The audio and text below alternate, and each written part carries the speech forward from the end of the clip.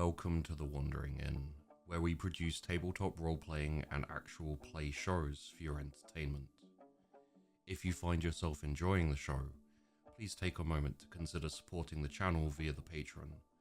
With that support, we pay the cast, pay for the art and production for our shows, and are hoping to expand the number of shows we bring to you. All of your support is appreciated, and always remember to check the description for links related to the channel and the cast. Hello, mon ami. I am your host Sheepdog, and tonight I'm happy to present to you 4 Minutes, a show led by a magnifique games master 4, and featuring the fine role-playing antics of Tessachka, Canary, Rod Johnston, and myself. You may find the links down below to any of the wonderful people in this production, and I highly encourage you to go and give them a little look. 4 Minutes is a small anthology of different stories that may seem to begin with to be completely unconnected. And, well, maybe they are. Our story presented tonight is called Death Life, and is the final part in the 3-part anthology. So, without any further ado, I present to you for your enjoyment, Death Life. Bienvenue.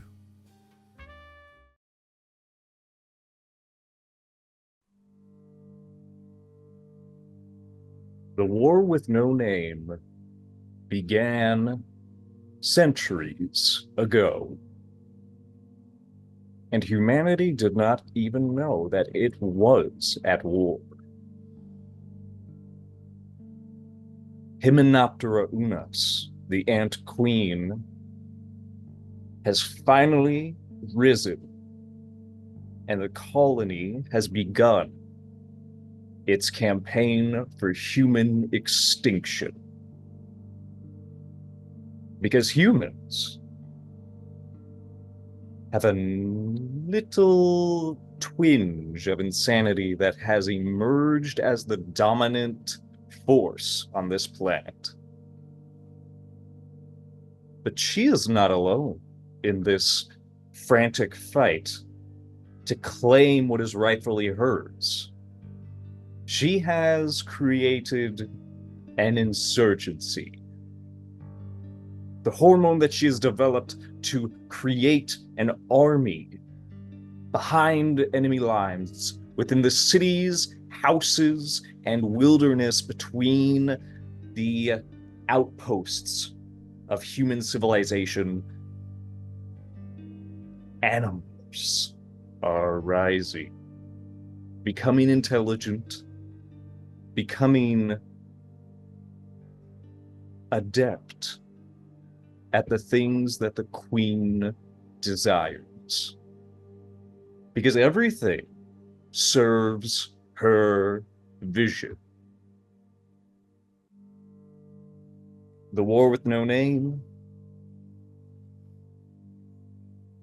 you've practically missed it. Every one of you has lingered in the pens and fake habitats that make up your living space. In the past few months, you've noticed, even in your unintelligent state, that things have changed, that the noise of visitors has gone silent, and instead they're replaced with a different sound, one that makes the glass in front of the amphibian display vibrate, that turns the skies a ruddy red color and fills the air with a choking, nauseous smell of rot brought in by a wind from the steel towers and knobby houses that line the exterior of this city. Your zoo is almost like a time capsule, buried to be awakened at a future date that has finally arrived. And for a majority of you, you never would have even gotten out to understand what was happening beyond the walls of your meager existence as something to be gawked at. Except for Hopkins. Before Hopkins had his name, he was merely a footnote in a long line of wet, humid displays. But now, about 2 days after the Queen's hormone finally infiltrated the water supply of the zoo,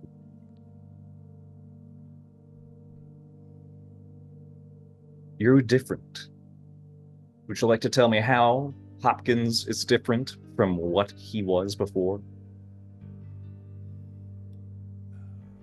Hopkins is bigger. He is now bipedal. And he has significantly more mental acuity than he did when he was a squat, grumpy toad, staring at people walking past him mostly.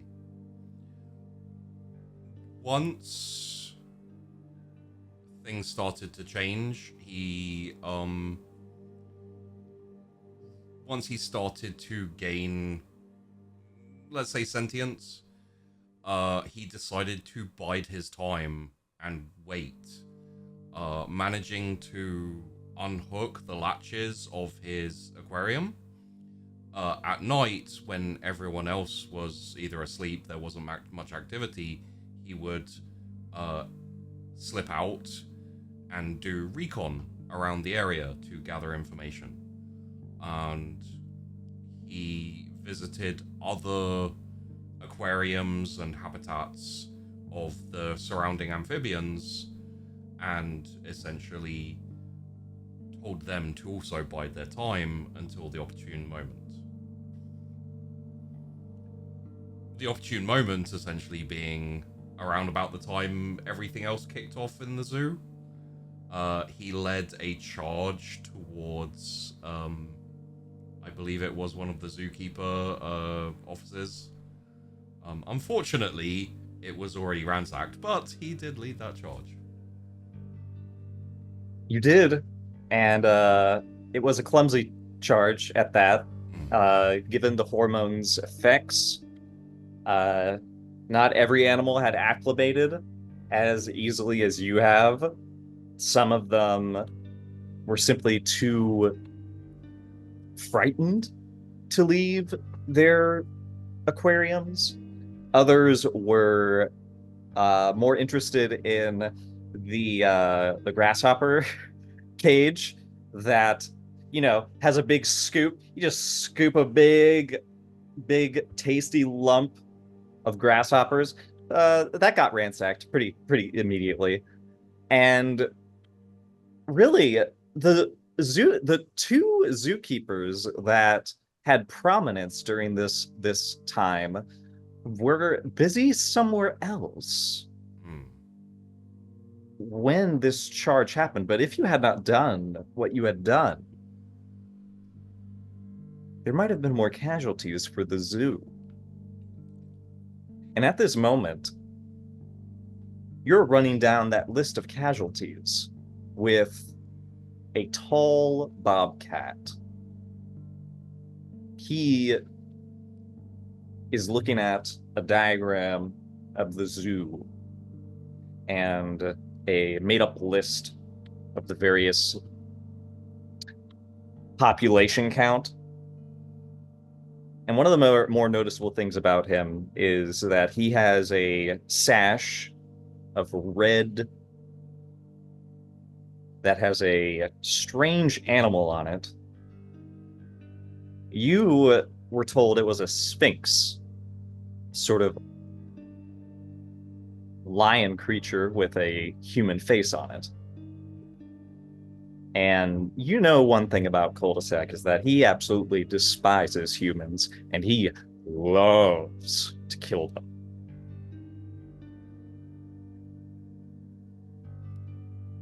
He moves a paw across the table, straightening the diagram, and points to where you used to live.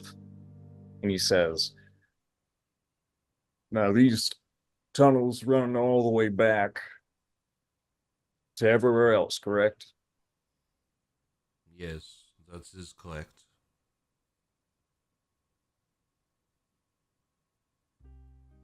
Now, how about the tigers?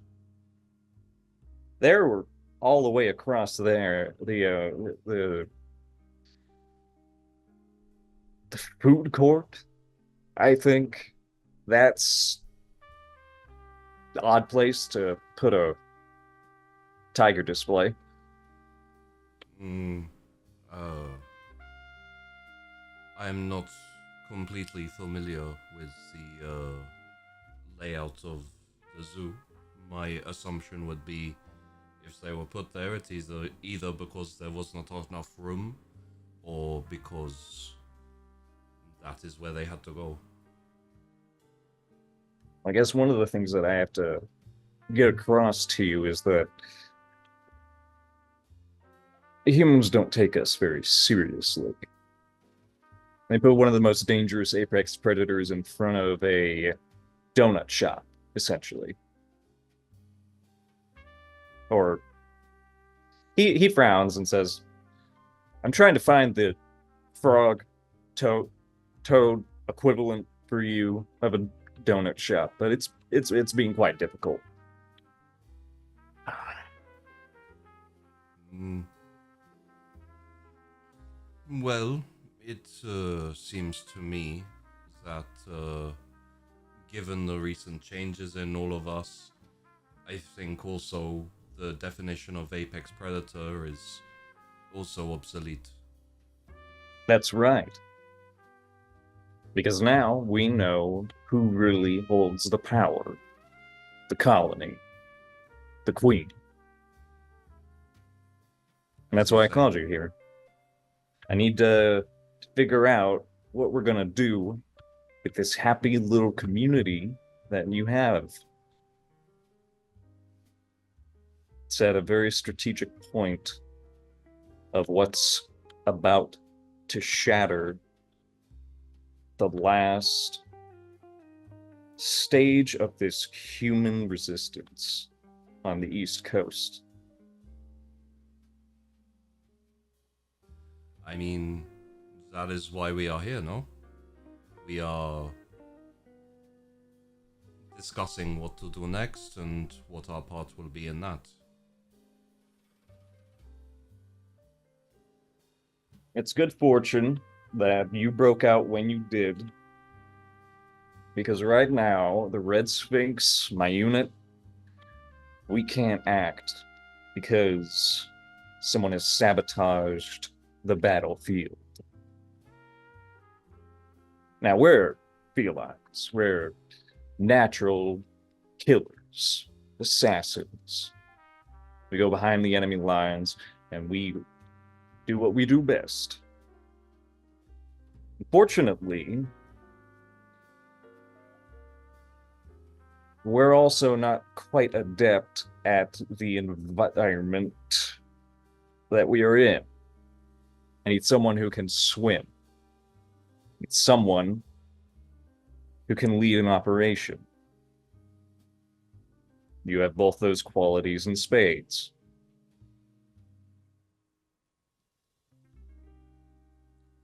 Hmm. I do. So you are considering the viability of me leading the operation where you cannot. That's correct. This operation is going to be dangerous, deadly, and I want to use this to ferment this zoo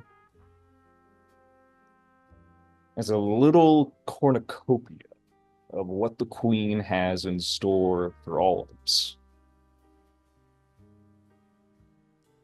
Civilians that can look after each other, that can take everything that humanity has built, wring out the scum from the surface that they have ruined, and leave peace and prosperity for the rest of us once this war is done.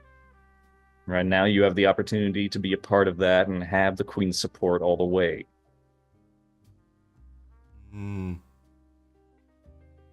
I understand the framing of the operation. However, I would be hesitant to call recruited combatants civilians.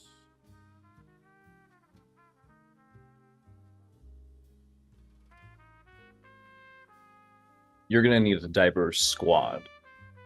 At least one other operator that can take cues from our demolition expert. He's willing to come with you. Just be sure that these animals that you pick, I'll need to interview them as well. Make sure they're viable and that they have the right attitude.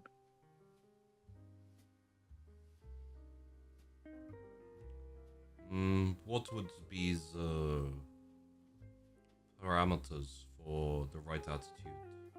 One, they have to hate humans, or at least understand the necessity of our war. Two, need to be willing and ready to die if it comes to that, because the future of this zoo, this town, if you want to make it one, depends on their success. Three,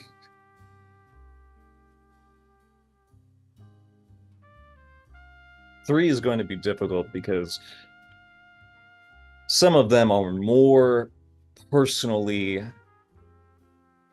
evolved for what is needed in this operation. That's not to say you don't have what it takes, but rather you have what it takes to delegate.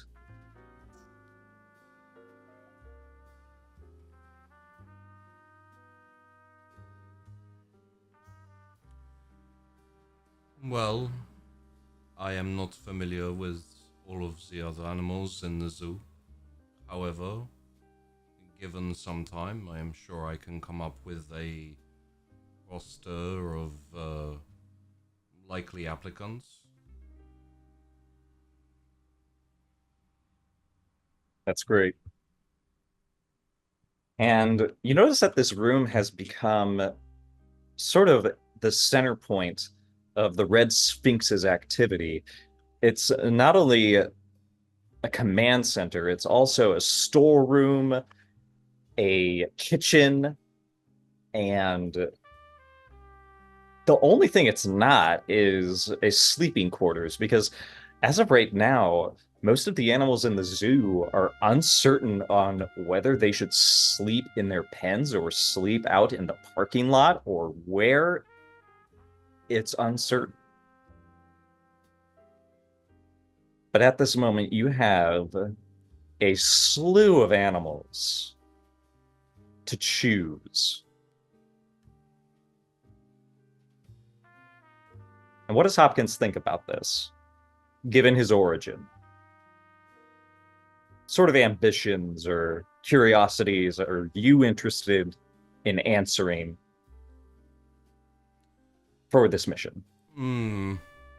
I would say there is an aspect of interest in the operation there's minimal interest in killing humans specifically, but more testing out his abilities and finding a center to, you know, what he wants to do. So it's not like, hey, let's go kill humans. It's like, I wonder how effective I'll be in combat given, you know, how I've developed so far. You're more interested in the parameters of the mission instead of just the base goal of victory against humans. Yeah. Um, he has also noted that there is a disconnect between the, let's call it, propaganda and reality.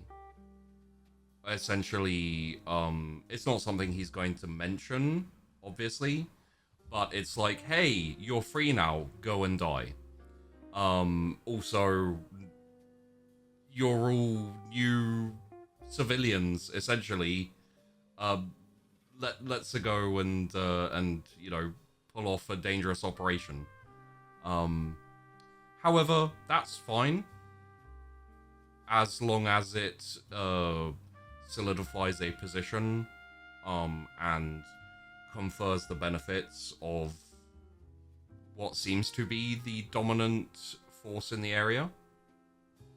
So, Hopkins has no problem with prove yourself and then do what you want. You know, you have a position of some authority. The problem will come if it's, hey, go and do this thing. Also, now go and do this next thing. Also, now go and do this next thing. You're waiting for that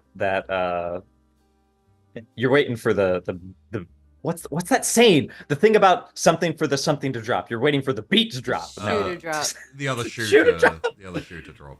No, the beat to drop. We're waiting for Yeah, the waiting for that the melody refrain. that sick nasty beat. Oh yeah, yes. you gotta hop to it. It's essentially, it feels like there is a shoe waiting to drop, and Thank you. if things don't go right, it's going to drop directly on us. You know, there is a level of like hidden threat or sinisterness in the conversation. Yeah, this bobcat, you haven't met many felines in your days, but this one stands out as a oof. He cleans under his claws, but he does it not in a like ew dirty like I've been busy. When Hopkins was rallying the amphibians and organizing them and starting to plan and recon and everything, there was a desire to be free. There was a desire to kind of work together, but none of it was the dogmatic fanaticism that like oozes off cul-de-sac. So there's like and Hopkins can kind of vibe with that a little bit, because, you know, he very much wanted to get out of the aquarium, like, you know, be careful, be cautious. The problem is once it goes past that ideal, there is a complete lack of care or intricacy, which, if you're doing a big in Hopkins' mind, if you're doing a big operation, get intel, recon, prepare, and then if things are difficult, at least you've done all of those things. It won't go as badly as if you just run in. I feel that's a great segue, because what better way to gather information and scout than to take to the skies? I wonder, however, how your day started. Canary, what animal are you playing? Because I am so excited to hear about it. Uh, I am playing a harpy eagle, who they are incredible birds, if I do say so myself. They have a wingspan at a minimum of 5 feet across, at a maximum of 7. They are predators, obviously. And the most fun thing about their appearance is I can't say for sure that they and harpies, which name came first, but on the top of their head, they grow a tufted crown of feathers. So any harpy eagle worth her salt very easily becomes the queen of the sky. Do you feel like a queen? Where you have spent the last half a year? Because the zoo tries to enrich you, but how how can you stretch that wingspan out to the extent that you feel free? And sometimes you do get that opportunity because while the portion of the zoo that is extended for your pleasure and the pleasure of the visitors, there's special attention given to you from one of the zookeepers whose name I don't know if you really understand it. You just understand the shh, the very last part of it, which is this very pleasant noise between teeth. Trish. And Trish is a old and very gentle human woman who greets you every day, who brings you snacks, and although she is aware of how dangerous you can be, given the huge glove that she uses to make sure you're handled carefully, you understand that this interaction is not what you're made for. And one day, the hormone is introduced into your water supply. And as it works its way through your body, making your feathers feel brand new in ways that you had not realized before, you feel the cage that exists around you, not merely this building, not merely the constraints on your livelihood, the inability to hunt, to snare, to tear. But for some reason, you are able to expand your eyes into a dreamscape beyond the zoo. There is a sky that is inconceivably high, and there are things on the ground that you have never seen before, but are promised in a hazy dream that comes to you that night after the change corrupts, enhances, mutates.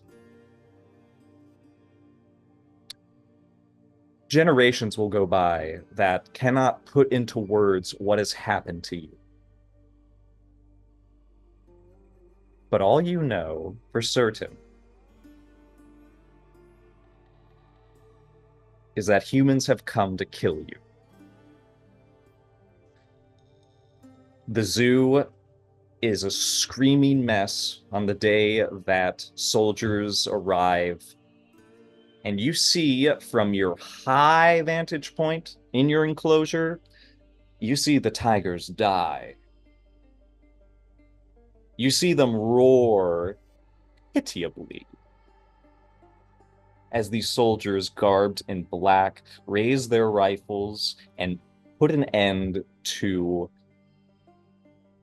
the last tigers on this end of the seaboard. And that is a strange knowledge that you come across as you witness this. Until finally you realize they're coming straight towards your enclosure. Hurried, but not scared, not ecstatic. Almost like it's, you remember, like cleaning up trash. You've seen some humans do that, pick up things from the floor that other humans have dropped, swabbing a mess. And they look at you, and you hear them. You understand their words. That's a big bird. Do we have a what is this thing? Is it a condor? Do we have condors here? Did you realize that there's a squawk on their shoulder, a radio? Unintelligible. Far too scratchy to make out. And then the door opens. The door that Trish comes out of. And you see a man whose name you never really learned because it's very difficult for your beak to imagine the sounds that are required. Except for the change has sort of made your throat. It made sounds are more available to you now. You almost want to mutter to yourself, Michael. Except the instant he opens the door, these soldiers shoot him.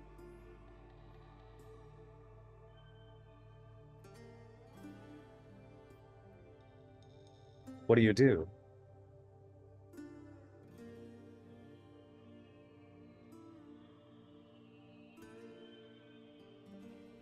I don't think I can fly faster than a bullet, but I think I'm bigger than them. That's I true. think I'm much bigger than them. How many of them are there, though? There were 3, but now there's 2. The third one has gone somewhere else. You can hear a shrill female voice screaming and howling in agony. But you've never heard Trish sound like this before. Are they facing me or are they facing the man that they just shot? They are facing the man. Perfect.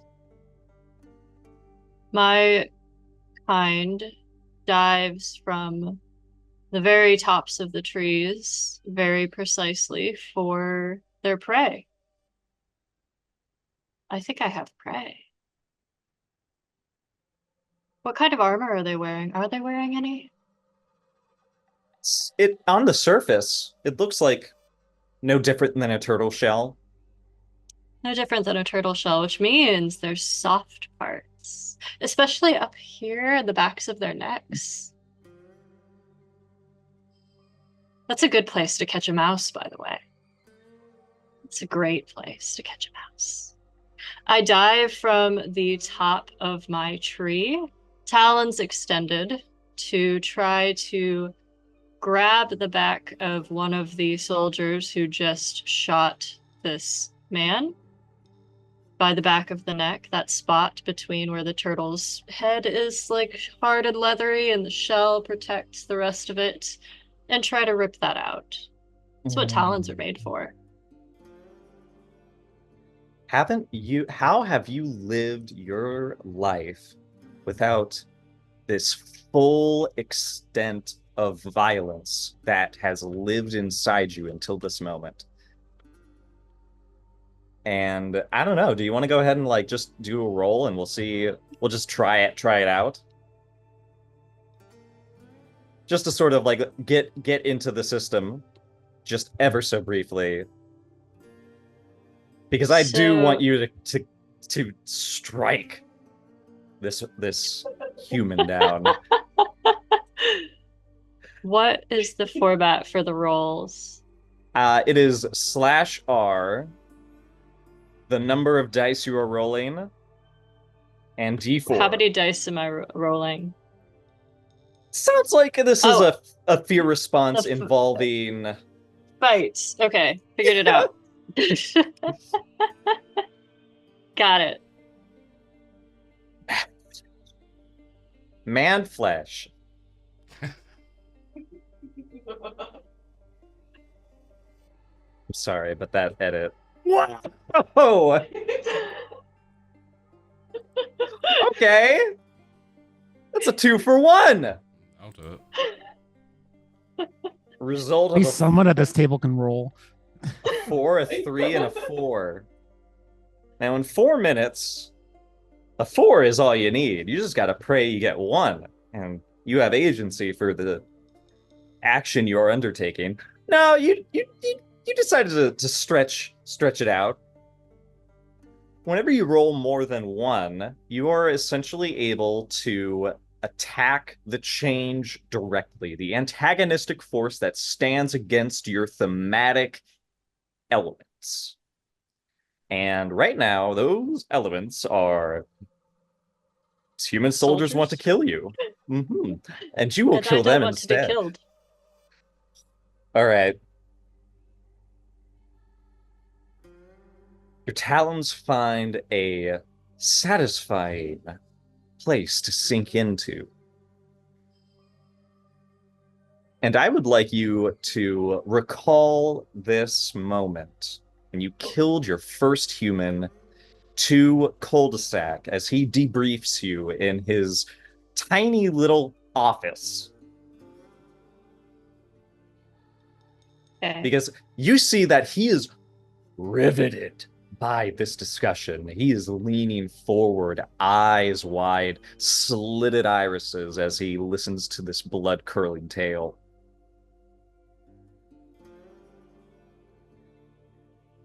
I descended from my perch the same as I would for any smaller prey. This prey is built the same way. You just find the weak spot and tear. The first one was unaware. He was looking the wrong way. I'm in the sky, and they thought that their own kind were the better target, as it were. Or maybe that was just a distraction. Doesn't really matter to me anymore. The second one, I'm not the type to screech when I make my descent. Some do it. That tends to be the males of my kind. They want to show off on the way down. It's not as efficient. It's more efficient is to leap from one to the other and dig your talons and your beak into exactly the same spot. Every creature has a throat, you know.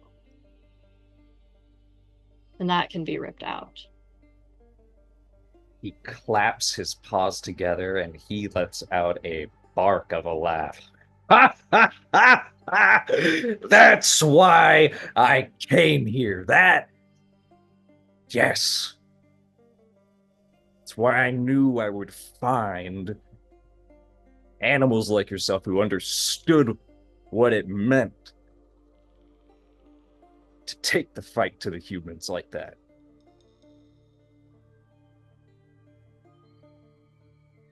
They should not have come for me. But they did. They came for you and they stole you and they put you in a cage so they could tell themselves and their children, look what we've done to nature. How could we ever do wrong? When we bring the most majestic thing in the sky and we tether it.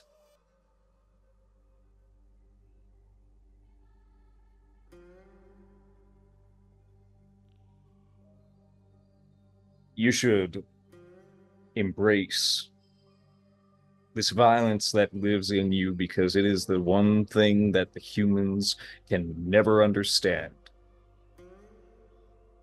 They can never see another being as a threat like you. That's how conceited they are.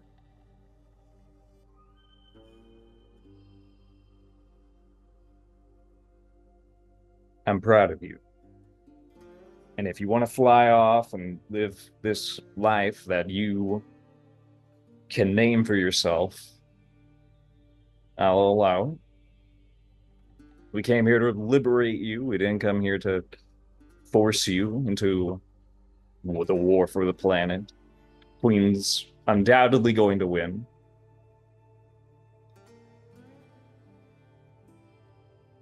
But I know you've lived here for many years. And if you're invested in what happens to the animals who decide to stay, I advise you to at least make some good and help them out, and help me out.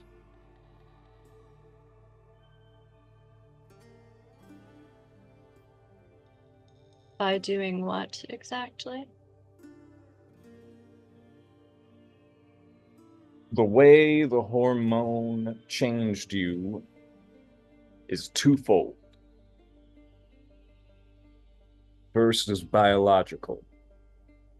We need something to enter you, to make you what the Queen sees. Queen sees everything. And then the signal. The Queen sent her alphas, giant ants, big ants. He tries to tries to demonstrate how big, and he's like, and then he just points up to the ceiling, bigger than this room sometimes. The alphas. She ruffles her very large wingspan in response. Yeah. You're huge, but you probably have probably a 12-foot wingspan now that the change has really affected you. And Cul-de-sac says, the Queen created towers. Because ants are magnificent engineers. And she has all the knowledge that humans have, and then some. We'll summarize it in that way. She knows every single mote that went into making you who you are in this moment. She knew that you were a killer in the sky, that you could spot a fly in an evergreen forest, and that if you wanted,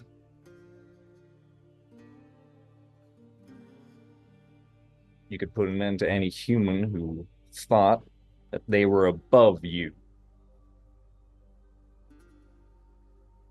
And I need someone above humans right now. Because the river that this battle is being fought at, it's become untamable.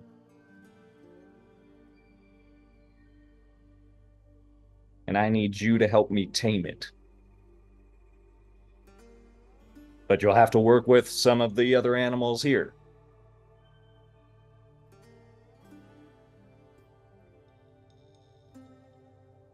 That's another gift that the Queen gave you, that you can work with other animals.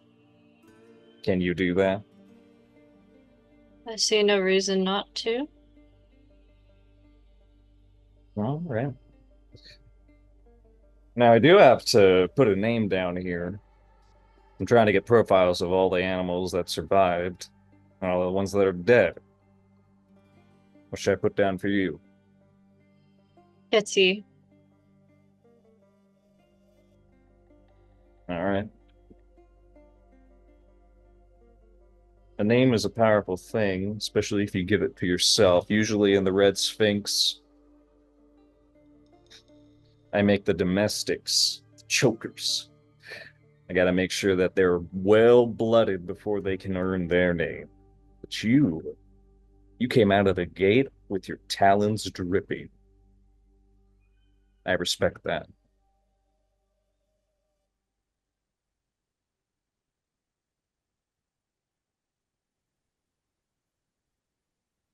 I'm gonna put you in touch with a toad. Try your best with him.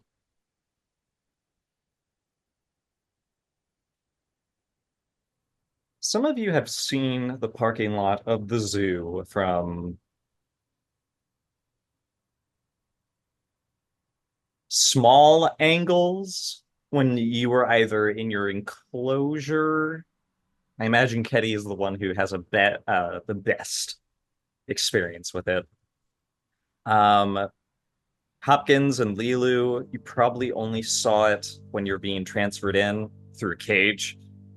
Rocky, probably never, because your enclosure is meant to be looking up at the people, right? And they look down on you. It has been a source of noise, however, for much of your lifetime here at the zoo. Now, however, it is a skeleton of what it once was. In fact, there are some skeletons there in the shape of cars. And right now, Rocky, you are getting a tutorial. A very adamant, excited cat who has a red Sphinx armband on one bicep and a cowboy hat linked across with a string. His neck sort of falls back against his shoulders, is pointing very enthusiastically at a palm of clay. It's hard to he's trying to tell you what it is, but you're not really getting it until he finally just says, it goes boom. It goes boom. Okay? It's not gonna go boom now, is it? I mean, me playing with it, I can play with it, right? No. You can mess with it. Yeah. Okay. Just don't. See, it requires a detonator. Okay. Yeah, Where's the detonator? Detonator's over here. Okay. Now these detonators, very finely tuned. Okay. So what we're gonna do. And you can see he's gonna start like pulling, like throwing the C4 in the air, like up and down while he's explaining it to him. And he's like, yeah, okay. You know, these are supposed to be waterproof, so don't worry if it gets wet when don't drop it into the bottom of the river, because then you have to go get it. That means I have to wait until you get it. You get it? Okay, I won't drop it. I only drop things when I want to drop them, so I'm good. All right. Yeah. Now just take this sticky part. Okay. Slap it onto the van. Okay. Okay. And then we walk over here. Please tell me I get to hit the detonator, right? I get to blow the humans up, right? Please. There are no humans in the van. Aww. I know. I'm sorry. I tried to get the one that's stuck in the tiger den, but cul-de-sac said I can't. Sorry. Damn it, cul-de-sac. Just want to blow those humans up. Blow them up. He promised me I get to blow the humans up. we'll get to humans eventually. Let's work our way up to human vehicle. Okay. Okay. Lilu, you've been watching this for probably an hour.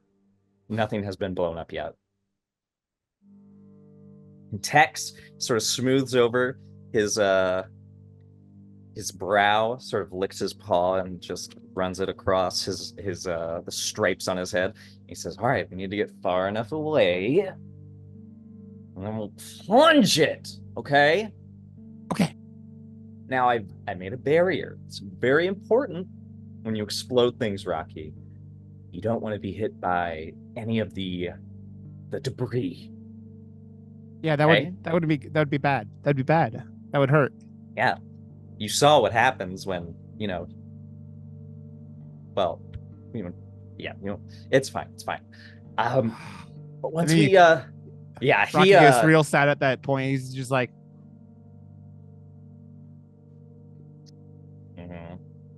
and he tries to cheer you up by being a little chipper, by sort of like patting your shoulder, and you notice that he doesn't have any claws. what? Where? Tex, where are your claws? You don't have any. Why? Like cul-de-sac has claws. It looks like. I mean, I have claws. I mean, why don't you have what happened to your claw? What are you born weird?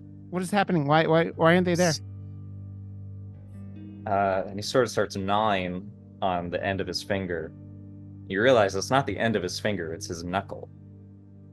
He doesn't have the tips of his fingers. What your fingers? What happened to your fingers? Did you eat them? Were you hungry? Did you eat your fingers? No. Just one of the things humans do to cats sometimes. The humans did this to you? Yeah. Are these my claws humans off. still alive? No! Because I killed him. Good job. Rocky's gonna reach out and give you for a high five. Gets a little enthusiastic and claps like, yeah. That seems Good job. very logical. Looks over to Hopkins, who's in the shade currently, and he's like, yeah.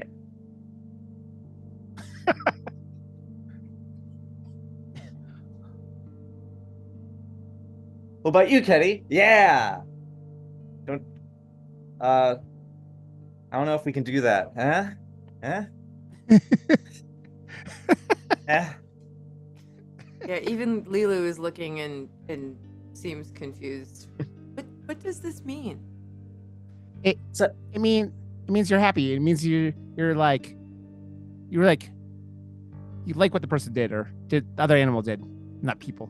Fuck the people. But yeah, it means you're kind of happy with what's going on. So I gathered it from watching the silly people, and yeah, but yeah, that's what I think it means. So that's what I do. So when I'm happy, I will high five someone. Yeah. So, when you approve of something. Yeah. When something after I put this sticky clay on this van and blow it up, I will probably high five. Wait, high five? What does that mean exactly? It's like a victory. Like, yes, I did it. And why would you not just say, yes, I did it? Because there's kinetic energy in it. It's the molecules that make up my paw collide with Rocky's. Yeah. Sort of like a transference of meaning, of passion. I mean, also there's a lot of things going on. I mean, life's too short. You got a lot of things happening. We're too smart now. I want to do other things, different things. I don't just want to scream, yeah. I want to make friends, do all these things. And I will celebrate when these humans dies.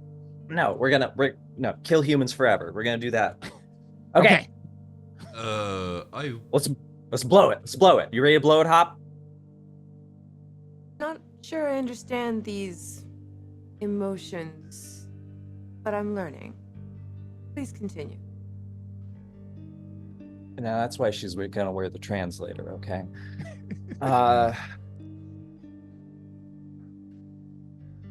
You're the commander, or captain, or colonel? Are you in the army yet? I do not believe I have been formally breveted a rank. Also, I would advise caution when interacting with a large bird of prey. You should not present your fist unless you want that bird of prey landing on it. I don't know. How? I do not intend to crush the cat. Of course not. I could land on you instead. You look like a rock. I would prefer if you did not. Hetty goes back to cleaning off her talons in this puddle that she found. Tell me, do you feel that we have sufficient supply of explosives necessary to deem blowing up a truck that is unimportant a valid use of our munitions? Okay. Yeah, we are concerned about the military munitions that are available to the Red Sphinx, but thankfully, we just took out a whole bunch of soldiers and raided their entire stash. I could probably blow up your entire zoo and still have plenty left over for the mission. Then by all means, feel free to destroy the evil truck. Yes, because it's going to be very loud and forceful, and each of you are going to freak out when it happens. You need to freak out because I need you to not freak out when we blow up the towers, okay? There's three of them. This is practice. This is practice. This is so you know what to expect. That seems logical. You want? Can I go place the what is it? You called it C4 on the truck? Yeah, you can. go. The sticky part. Make sure it's stuck. Okay. And Rocky will scatter over to it, and he's just playing with it the whole time. And he gets over and he just shoves it, and he looks back and he's like nods, and he waits for you to like nod at him. He tips his hat to you, and then runs back.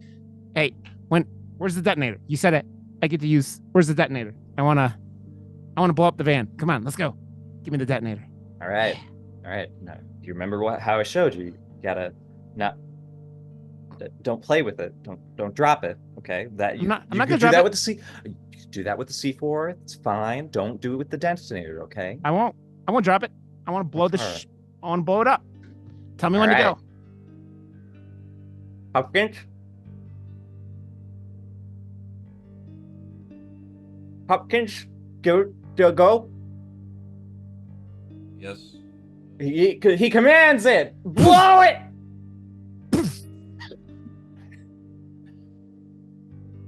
Yes. I feel like if I may just add in a little detail, I feel like there are two very excited mammals who are like bouncing up and down happy, and then the other three of us are just kind of standing there like observe. I don't know. I don't get the impression that any of us, having been warned multiple times there's about to be explosion, would either be excited or surprised by the explosion.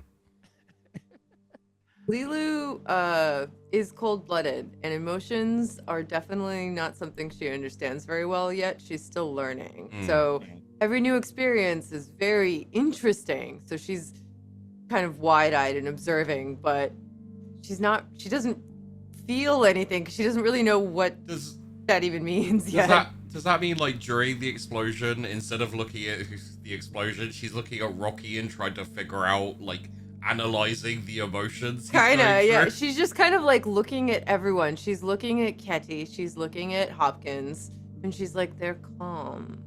And then she's looking at Tex, and she's looking at Rocky, and they're very bouncy and excited. And she's like, why are you so different from each other? At that point, The shockwave ruffled some of Ketty's feathers, so now she has to preen some to put them back.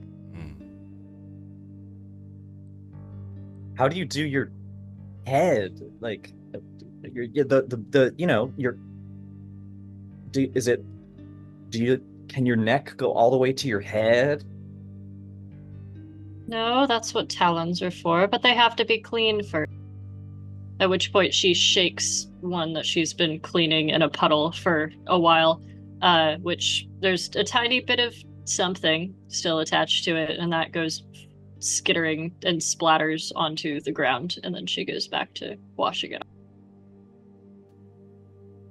And so after Rocky does that and celebrates for a second, he pulls out a cigar. He pulled those cigars off of the first guy he attacked, and lights up a cigar and he just starts smoking, like, because Rocky's fully embraced, like, he doesn't care, and he thinks this is like what the crazy outer like him should do, because now he's addicted. Tex loves this because he stole a lot of shit from his previous owner, and like he has this fancy like flick lighter that he's like, I was going to use this for the dynamite, but now I'm just like, yes, here you are, co-demolitionist. This how was the world before this? I mean, didn't get to blow things up. I had to play in water all day, but man, I get to blow things up now. I'm very excited. Yeah. So this is excited and happy, right? You just see me hopping around and like, yeah. I mean, see, I don't know how you lizards are, but like when I'm happy, I do a little dance, and I mean, blowing things up is pretty cool. So yeah. I think I understand. Should we blow something else up? Yeah. Let's blow something else up. I do believe that is the reason we have convened here, yes? We have an objective to blow something up. That's right. We're gonna leave as soon as we can. I just needed to get that boom out of the way. Once the tiger gets here. Tiger! Yeah. He's like really excited. He's like you, All but right. a lot bigger. A lot bigger. I know, right? That's the most insane part. Like, I thought I was big after I changed. But Yeah. dude, he's like, he's huge. And then he quickly says, mission, operation blow up. There are 3 targets, everybody. 3 targets. They're tower each. 1 big ant tower. Another one that's probably bigger, and the third one, we'll see when we get there. We got blow them all up. Yeah. Don't we have to do something to the signals before we make things explode? That's right. That's right. That's your job.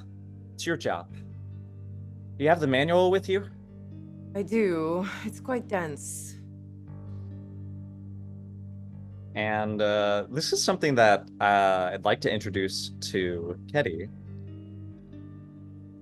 The lizard has been fiddling with what appears to be a helmet of sorts. It isn't quite like the things that you've seen humans wear. It's kind of like a sleeve almost that goes over their head. And you notice that there are like sort of like an antennae almost, like a wire that extends out from it. And alongside it is a book, a manual that has a big title on the front. It says G16 Colony to Mammal Translation Module, a user's guide. And you notice that it's mammal, not reptile. Not really sure what will happen when I try to use this, but I'm very curious to find out. The Red Sphinx has a bet that your head will explode, or you'll be ascending into a new stage of evolutionary progress for the hormone that the Queen introduced. We're not really sure what that'll look like, but you're probably fine. So you're saying like we should back up like when I use the C4 because she might explode. Like you said to back up when things are going to explode, and if her head's going to explode, I don't want to be right next to her. I mean, I like Lilo, but like I don't want to be right next to her if her head explodes because No, I'm gonna get. that's very logical to not, experience the explosion yourself. Yeah. I'm not too big of a fan on, explosions without the setup, the procedure, that sort of thing. It's less anticipation the way you do it. I'm somewhat concerned, but I also don't think the Queen would have provided me with this tool if she thought that I couldn't use it. So, should I attempt it now? Cul-de-sac says you can do it, and he actually uses the translator all the time, so he could probably do it. I don't know. There's no ants to talk to, though. And that is when an alarm goes out. A shrill, harsh yowl from one of the Red Sphinx members. And you can see in the distance, coming out of the tree line, is a lumbering thing. It's a dark mass of almost twig-like appendages moving in a staccato, slowly, then quickly, then faltering, slowly again, and then full barrel towards the parking lot. And you hear shouts from the zoo. Alpha! Alpha! It's one of the crazy ones! Cul-de-sac! And yeah, it's coming right towards you guys. And Tex slaps Rocky on the tail. He's clearly terrified, and he's like, "Oh, that's one of the ones that is gone crazy. That's not a normal one. We should run." Normal what? What do you mean normal one? What do you mean? That it's an alpha. That's the alpha class of the Queen's colony, and it's gone crazy because of the signal that the ant towers are distributing. It's a corrupted ant. It's a really big ant. It's about as big as the dam. Can Lilo talk to it if she puts on the headset? Do you? I could try, certainly. The manual isn't exactly clear on whether or not this will work, but I'm willing to try. You slide the translator over your skull. You find that it's built in such a way that it can be adapted, tightened, until it's almost like a second skin on your scales. It's heavy. and you begin to follow the instructions that have been given to you from the manual and from Cul-de-sac. And you hear Cul-de-sac's voice in your memory, coaching you on what works sometimes in order to activate the chemical signal between ants and the animals who use the translator.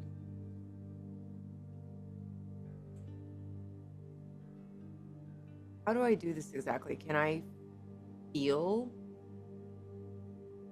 the helmet? Can I feel the ant, or do I hear the ant? Like maybe I hear a buzzing, or I start to hear a buzzing. Could you make a freeze roll? Or This will be terror. This will be a terror roll.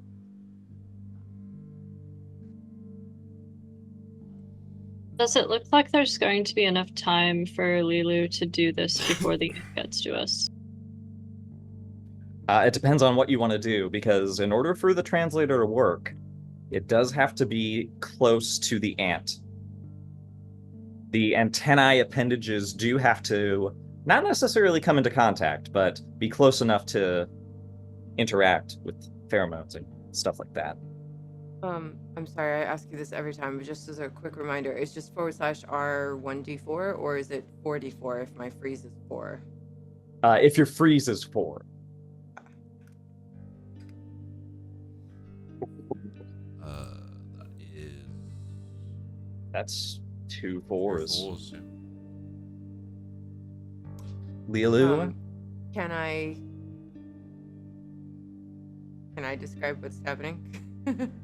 I will tell you what Cul-de-sac told you to try thinking about.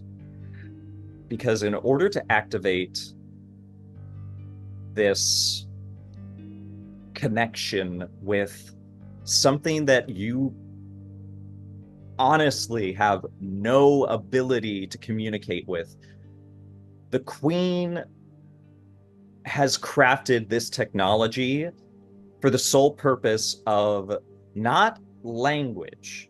You cannot use language to communicate with this ant. This ant is not an individual. It is a daughter of Hymenoptera unas. It carries inside it an entire century of information so that it knows what to do and what process to follow. Cul-de-sac told you to think of the day you changed, to recall the horror of it, of seeing the future, remembering the past, stacking them like building blocks to your awareness until it was a mass of sharp edges.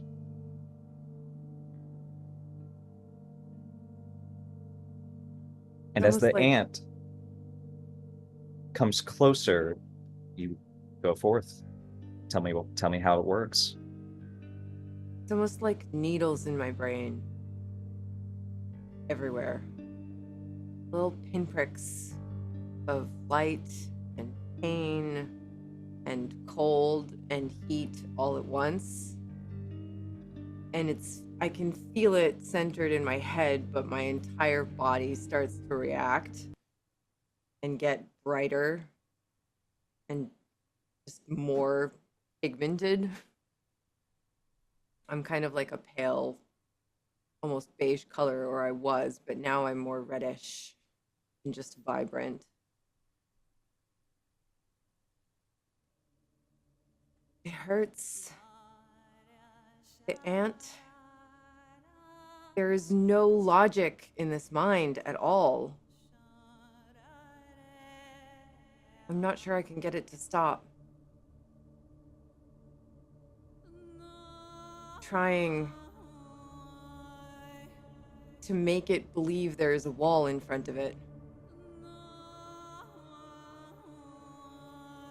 You hear numbers. What numbers? 2, 3, 5, 7, 11, 13, 17, 19, 23, 29, 31, 37, 41, 43, 47, 53, 59, 61, 67, Why are there so 71. many numbers? And in an instant, you're already up to 881, 883, 887, 907, 911. A whole host of prime numbers that can be counted for as long as the queen has been alive burst like a water balloon over your body. G G A C A C G A C A G C A G G C A G C E G. Understand. Numbers and letters. There's I a don't know what it string is. of units, a greeting. The DNA sequence and other seemingly random information flooding through you, and you see images, physical sensations that are impossible for your body to comprehend.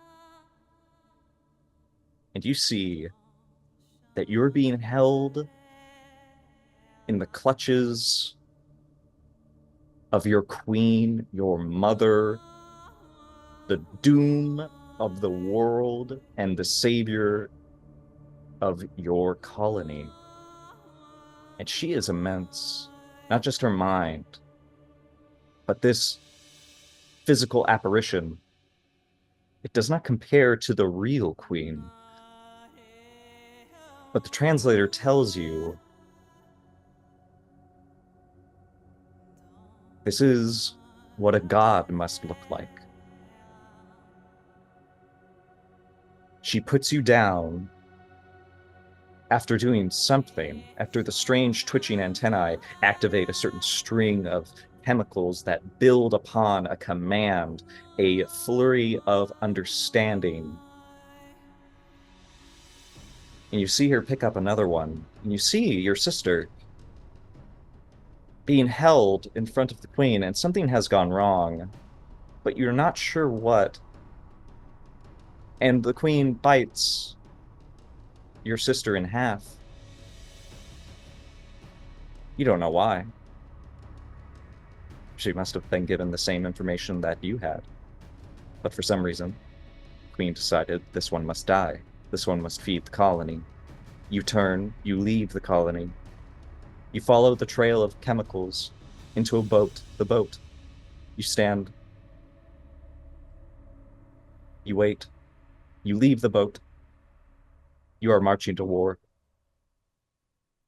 Your sisters are with you. Your sisters are dying. They are not your sisters. You must leave, cross the river, follow the signal.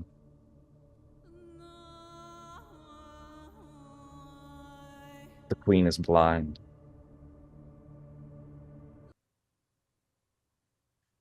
And that last bit of information, the queen is blind.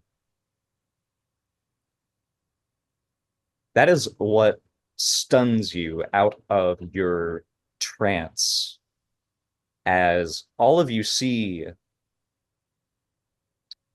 tiger rush out across the parking lot. In less than 3 leaps, he is upon the alpha, and he has torn its head off with a single swipe of his paw.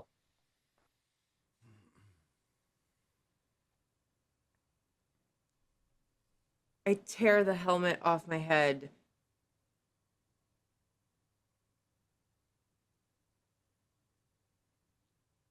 Not sure I understand what I just saw. Everything is confusing. High five. I don't think this is a moment for a high five. I am Well, her head didn't explode. So Tex doesn't look very happy about that observation. Must have lost a bet. I'm assuming that the attempt was not successful. I couldn't stop the ant. No, I saw the queen. She was incredible. But the ant, I think the ant thought the queen was blind, which isn't possible. She is all-knowing, all-seeing. Something has corrupted these ants. We have to help them. We have to fix it.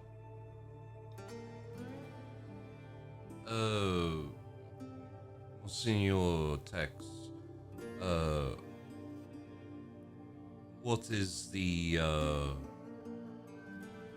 importance of Lilu here being able to use the helmet for our mission?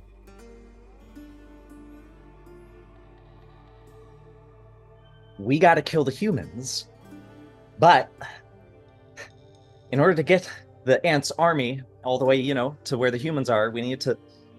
If they walk through this area, they're gonna go crazy. That's what these towers are doing. I don't know if the humans did something or if it's a faulty ant tower, but we have one tiger, and I'm glad that you stunned it long enough with that translator for however long, it could have taken. But, I did feel a connection. I couldn't truly hold it back, but it thinks the queen is blind. That is just utterly wrong. Yeah, I know. You can't hold a candle to something that has lived for centuries. It's... Oh. There are millions of alphas on this, side of the continent. I don't want them to come kill us. Just one was scary enough. So we need to take those towers down so they can actually, put an end to this obstruction of humanity. Yes, we have to destroy these towers that are telling lies about the queen.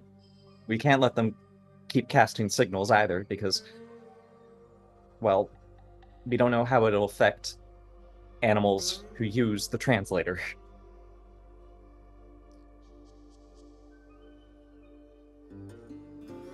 At least that's what I've been told by cul-de-sac.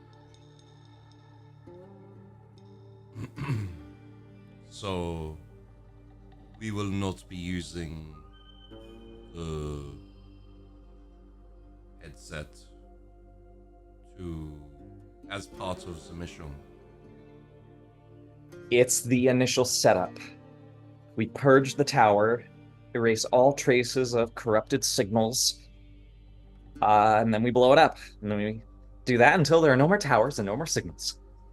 No remnants left over, and nothing can be left behind. But if I am supposed to connect with the tower, can I not also be corrupted? Cul-de-sac doesn't think so. Because you're reptile. That's sort of how EMSA works. EMSA is sort of like coded. Like, yeah, it can infect animals, but like it can't really. You don't know what EMSA. You don't know what EMSA is, right? You guys just woke up, kind of. Oh, oof. I am quite rational, however. I suppose that is a point in my favor. It is, but you gotta know something, okay? The humans created a weapon, a disease. And that's kind of why the Red Sphinx is a little scared to do this mission, why you guys are doing it.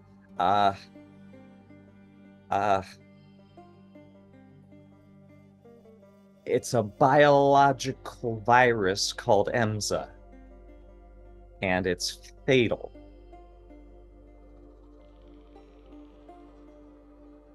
It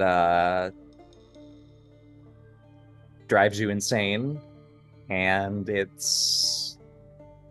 kills you. It makes you crazy. We don't really know how to distinguish it species by species yet, but it's pretty evident, given how the battle's going, that a lot of felines are catching this strain in this region really badly. So, yeah. You guys need to understand that before we leave.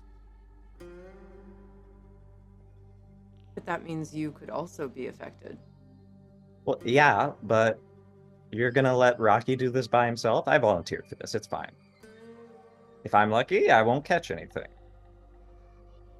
If you are not, then we will be forced to deal with the consequences, won't we?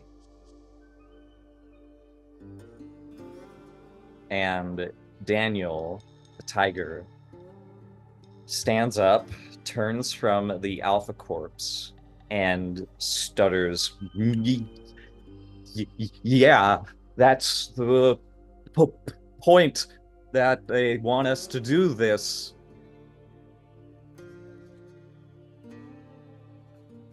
So we take care of the consequences.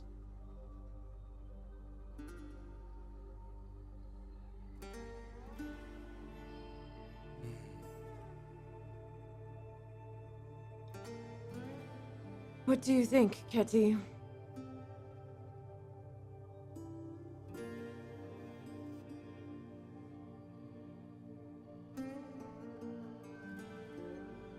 Well, that is a question that Tex has to decide if he's willing for the consequences himself. I am not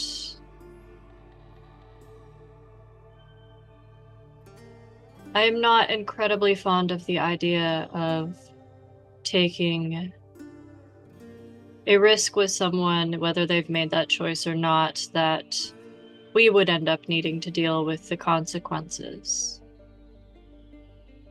One protects their flock, one protects their mate, one protects their eggs, one does not kill them. Unlikely Ketty would be the one that would have to deal with those consequences. She has the sharpest talents.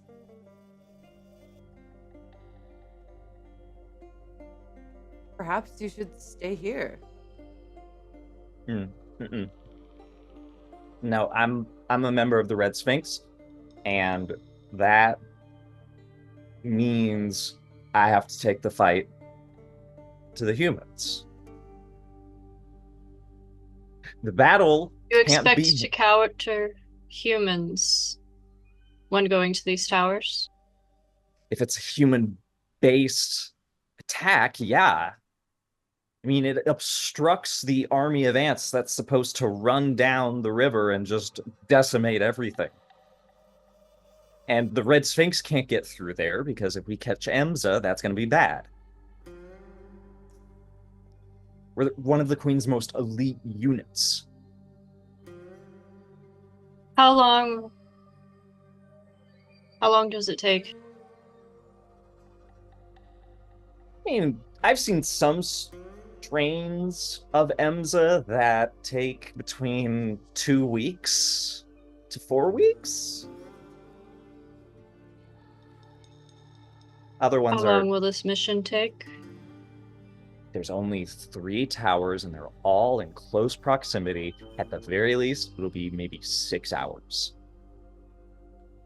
And what happens if you catch it and bring it back here? Before you...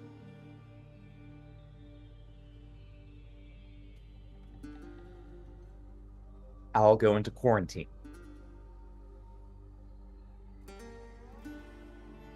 And it's very clear that that word has a powerful connotation that none of you understand yet.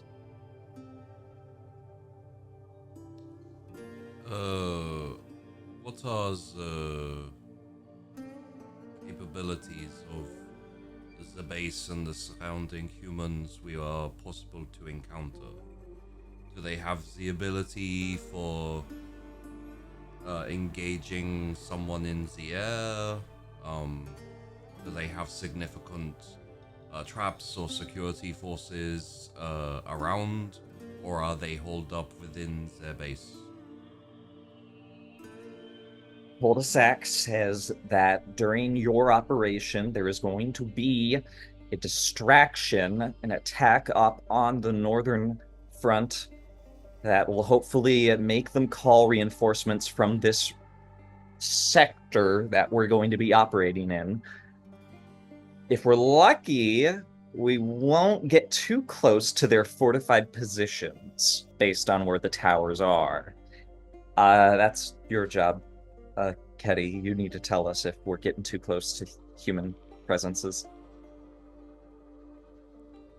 Do they have the ability to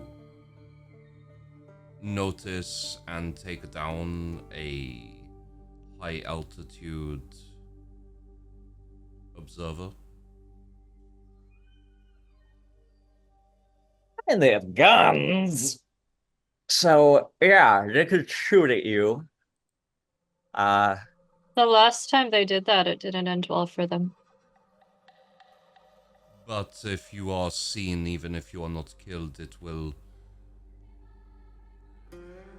raise the possibility of them being more alert and on guard. We Perhaps. do need to recon.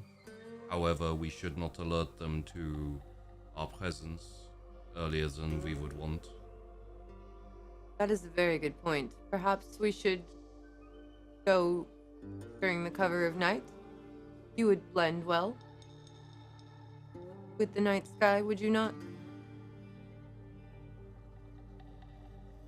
I am unfamiliar with your capabilities for vision during the night. I do not believe you are a nocturnal creature, yes? I am not a nocturnal creature, no. However, my kind originally live in the forest, the rainforest. The trees are thick, and it doesn't always matter whether it is day or night because it is the same.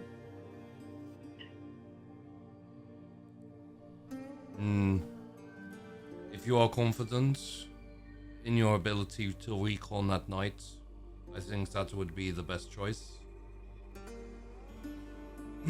I also have my hearing.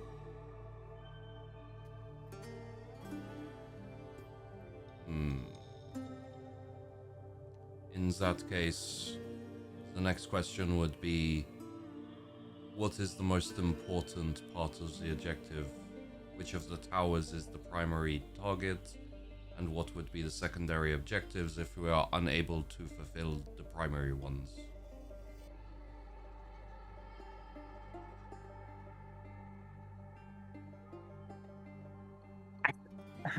I think leaving any remnant signals. Yeah.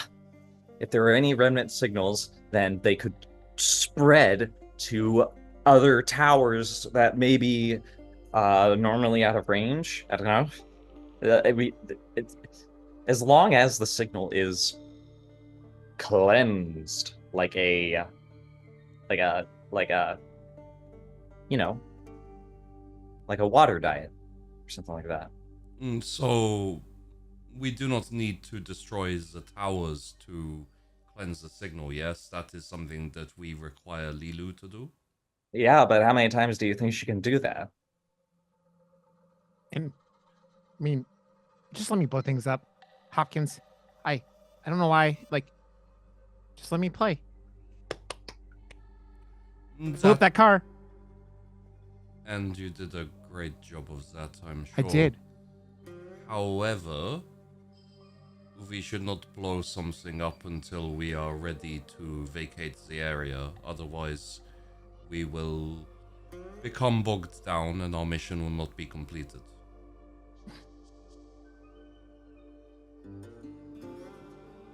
I wonder how many of you I can carry at once.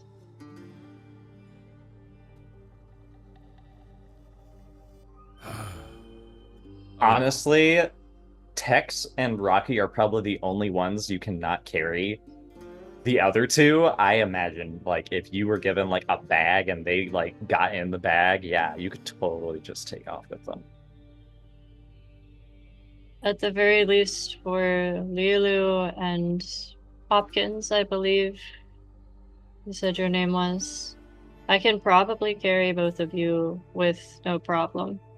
That would just leave the two demolitionists who would, in theory, be in a different place than you two to get themselves clear before they push any buttons. And We would just need to find a way for me to carry the two of you more efficiently than in my claws, as that might make you feel like I were going to eat you for a snack, and is rather dangerous. Yes, that would be quite uncomfortable for both of us, I think. I would also prefer to avoid being carried if possible. I don't think I would mind, but probably not in your claws. We'll keep it in mind. Should we get moving? What do you think, Hopkins? I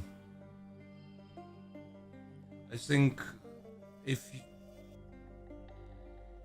the best option we have currently in front of us would be for Ketty to run recon for us to see the situation so we can plan further as we get closer.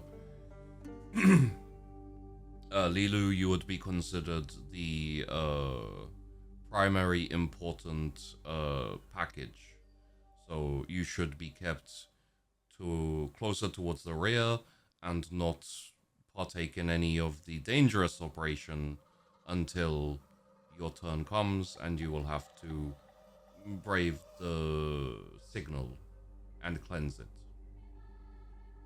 That seems logical. So, my suggestion, my preference would be to have Daniel with you to make sure that no ambush or surprise could take out the primary method we have for completing our objective. And then Tex and your name was Rocky, yes? Yes. I think it would be best for you to be considered a mix of vanguard and skirmisher who could either respond to enemy activity by setting off a diversionary explosion, or by taking out said enemy operatives as quiet. No, I think probably I should do that. We will immediately the prospect of silence and stealth and subterfuge with Rocky is just immediately abandoned. in that case. Quiet. Yeah. In that case, I think Tex, how are you with the more subtle forms of warfare? Oh, I've done a lot. I've done tons. I'm with the Red Sphinx, you know? We've done tons of stealth missions. So Rocky's kind of insulted now by Hopkins, and so Rocky's gonna he's gonna grab a little ball of C4, and he's like, he's not gonna walk like he's gonna kind of like backtrack a little bit.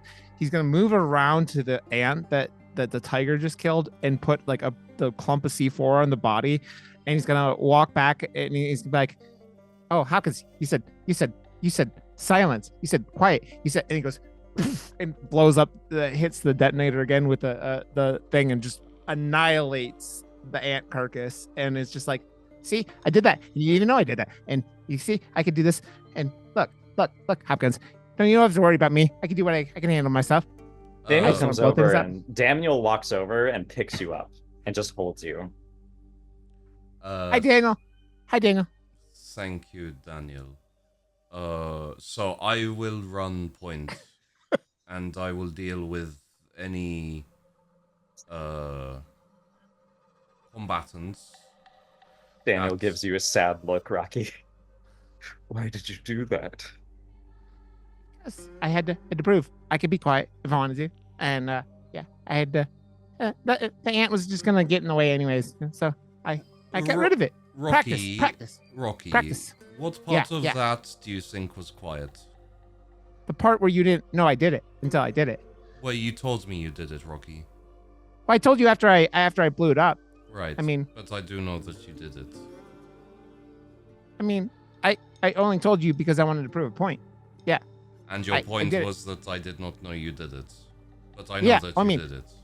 No, I mean, I mean, obviously the explosion, boom, loud, lots of noise. But you didn't know I put the C4 on the ant, and you didn't know I came back, and I did this. And Rocky, I did know that you did that because you were talking the entire time that you were planting the explosive. I didn't know that. You were talking the entire time. Oh shit. Well, sorry about that. I thought I was quiet. I guess I kind of talk a lot, don't I? Yes. Yes. And Rocky's Daniel gonna, puts you down. No, while he's still holding me, I'm just gonna go poke his nose in the. Boop. Oh. He makes that face that he's wearing on his portrait. Ooh. High five. His paw could crush you.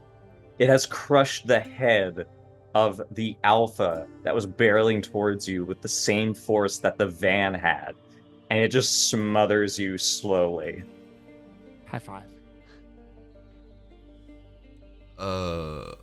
So my overall plan would be for Daniel, if you are happy with it, to guard Lilu as the important cornerstone of our objective, and be held in reserve for emergency backup.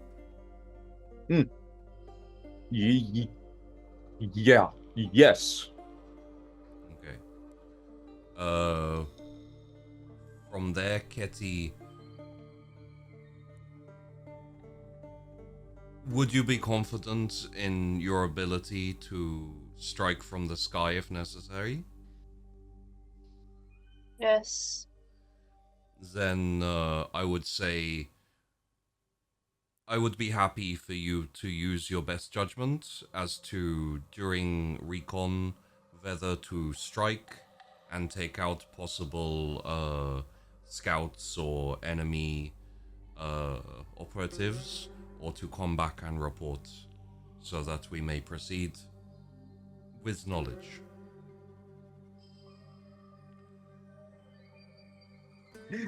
Rocky, I assume yourself and Tex have no complaints about being kept as flankers and essentially ready to respond once or if we move into a more open conflict. I mean, I'm okay with that, but I mean, look at that. Look what I could do with the C4. I mean, I was promised I get to blow things up. And so, I mean, I would like to blow things up. So The objective is to blow things up, but we should not invite unnecessary conflict until we have completed our objective. Oh, I understand that. But yeah, that's fine with me. As long as I get to blow things up, I'm okay. Yeah, you'll get to blow things up. And Tex says very soothingly, it's like, don't worry, we'll get to blow things up. We just gotta not blow ourselves up. Okay? Oh, I mean, I don't want to blow myself up, but I mean, yeah. Okay, I got it, Tex. Okay. Puts on his cowboy hat. He's like, all right, yeah. Now we get guns now. Hopkins is just taking a moment to reflect, even though he doesn't know specifically Currently speaking, he is thinking to himself, I'm in school right now with the edgy cool kid who is difficult to talk to, the clueless nerd who doesn't understand social interaction, the giant football player who is not as scary as he initially seems, and 2 kids who are eating paste in the corner.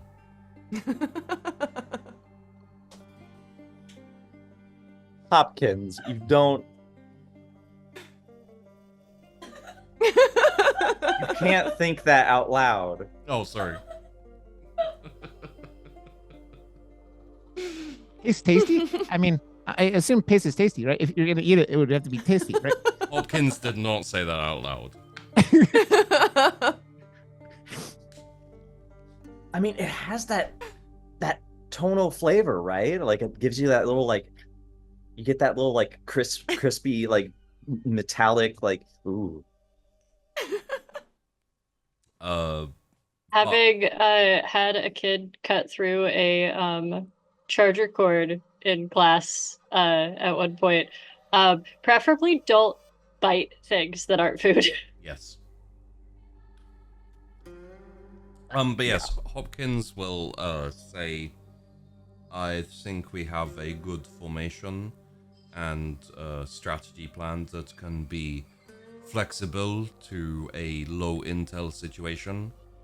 I'm happy for everybody to get geared up so we can proceed. That means All right. yes, Tex. We get Oh yeah. Your guns. I'm gonna give you a great gun, Rocky. It's gonna be like a big bang, bing. Lilu, Yeah. does your mind count as a gun? Can we like just save off on yours, maybe? So I can have 2. I really want, because I can requisition 2, but not for myself. I just have to take one of yours. So I would have 1 gun or no guns? No gun. Well, I will have Daniel. I think Daniel is better than a gun. Right. He holds his paws up sadly. My hands are too big for guns. And Tex says, yeah, I don't think we have a gun big enough for you. Hey, would you like some C4? You can have this. No! You want some C4? No! He starts backing away from it. But no, it doesn't have a detonator. You're okay. You're okay. No, Don't worry about it. Stop. As a small sidebar, the only thing Sheepdog has been able to see since you mentioned guns is 2 miniguns mounted on the back wings of Ketty. I was sitting here trying to figure out how Kenny was going to like use a gun, but that's funny. Yeah. That's funny. And honestly, do you ask about what weapons you're gonna get, Ketty? You cannot use a gun, I'm afraid. Unless you got very creative with it. Mount Lilu on my back with a gun. I mean, Just 2 assault rifles. Sorry. We haven't figured out how to give you airborne automatic rifles. Instead, how about we give you another bag that's full of other prizes that aren't Hopkins and Lilu? No, you guys changed that up. I guess it's just Hopkins. Hopkins, you get to. Do you want to be in a bag with a bunch of grenades? It was my plan to take the point and do the ground scouting and infiltration. But you can scout way better if you were up in the air. You could see everything with Ketty. Come on. You can see it up in there and you would see everything. But I would be unable to act properly in silence. It is kind of hard to order a ground operation when you're in the air. Unless we have. I have a question.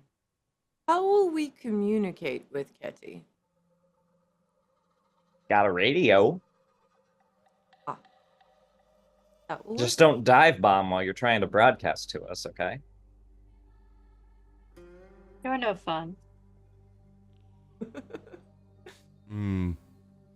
In that case, Lilu, would you be happy to operate the radio and Yes, relay? I think that would just be an addition to my duties. I'm happy to do that. I'm going to ask this not as Hopkins, just purely because I'm not sure how much I feel like he would have some idea, so this is more for me. Are there guns with things like silencers or anything to lower not just the noise but also the flash? I imagine so. This takes place in an era where such developments have probably been made. It's several years from the present. So, and also, because this has become like a home front war. There's military shit all over the place, and the Red Sphinx is just taking anything they think is cool. Okay. I won't say I want a silenced Walther PP7, but Okay, James Bond. hey, man. I am British. Gotta represent. I mean, I was gonna say that Tex actually has like, he's got Revolver Ocelot going. Like when he killed his owner, he like raided all of his cowboy shit, and he was like, "Oh yeah, my name's gonna be Tex." Well, if there is a silenced weapon, that would be the preference. Hopkins would not take a gun that could make noise. If there are no silenced weapon, he would just go with a knife or something like that. It's inevitable that an elite team of cat assassins would have silenced weapons. Okay. And because Cul-de-sac can't go on this mission with you, he'll shill out for you guys. Okay. You guys are gonna have basically everything that you could possibly need for this operation. It's just, are you gonna put miniguns on Ketty? Well, my thought on that was, is it possible to fashion quickly a bandolier for Ketty to house explosives, grenades, or the like, or in use of exposure or emergency, she could be essentially a high altitude bomber. That would be extremely effective. You're taking a lot of cues from the colony's animal army. This is nice.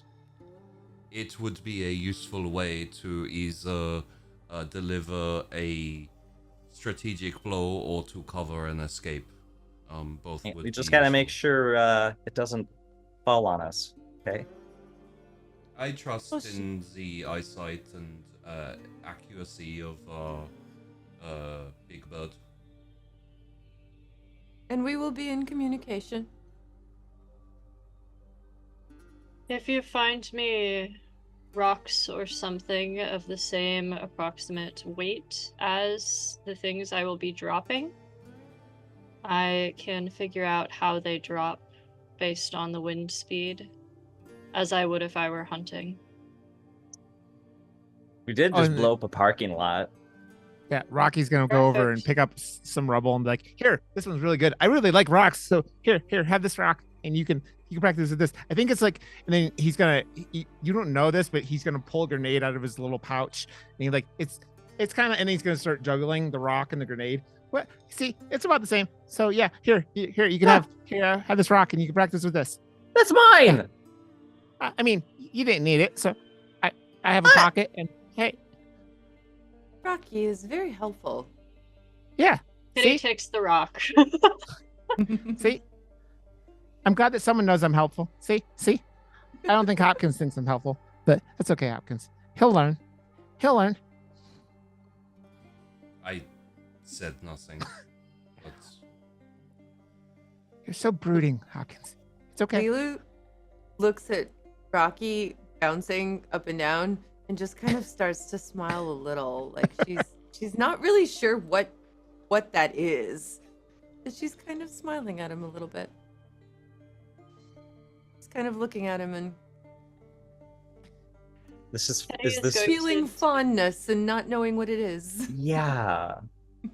The lizard feeling feelings. And while Lilu is busy doing that, and Rocky and Hopkins are busy glaring at each other, and Tex is searching to make sure that he has all of the rest of his hidden weapons. Oh yeah. Kenny is going to take the rock that she was given, and take off with it, and try to drop it on an end of the parking lot that does not have people on it after doing a quick loop just to get a gauge of the wind and where the heat's rising and all of those fun things. And she's going to attempt to drop it onto, assuming that any of the paint is left in this parking lot. She's going to attempt to drop it on a parking line that is not near the group. Nice.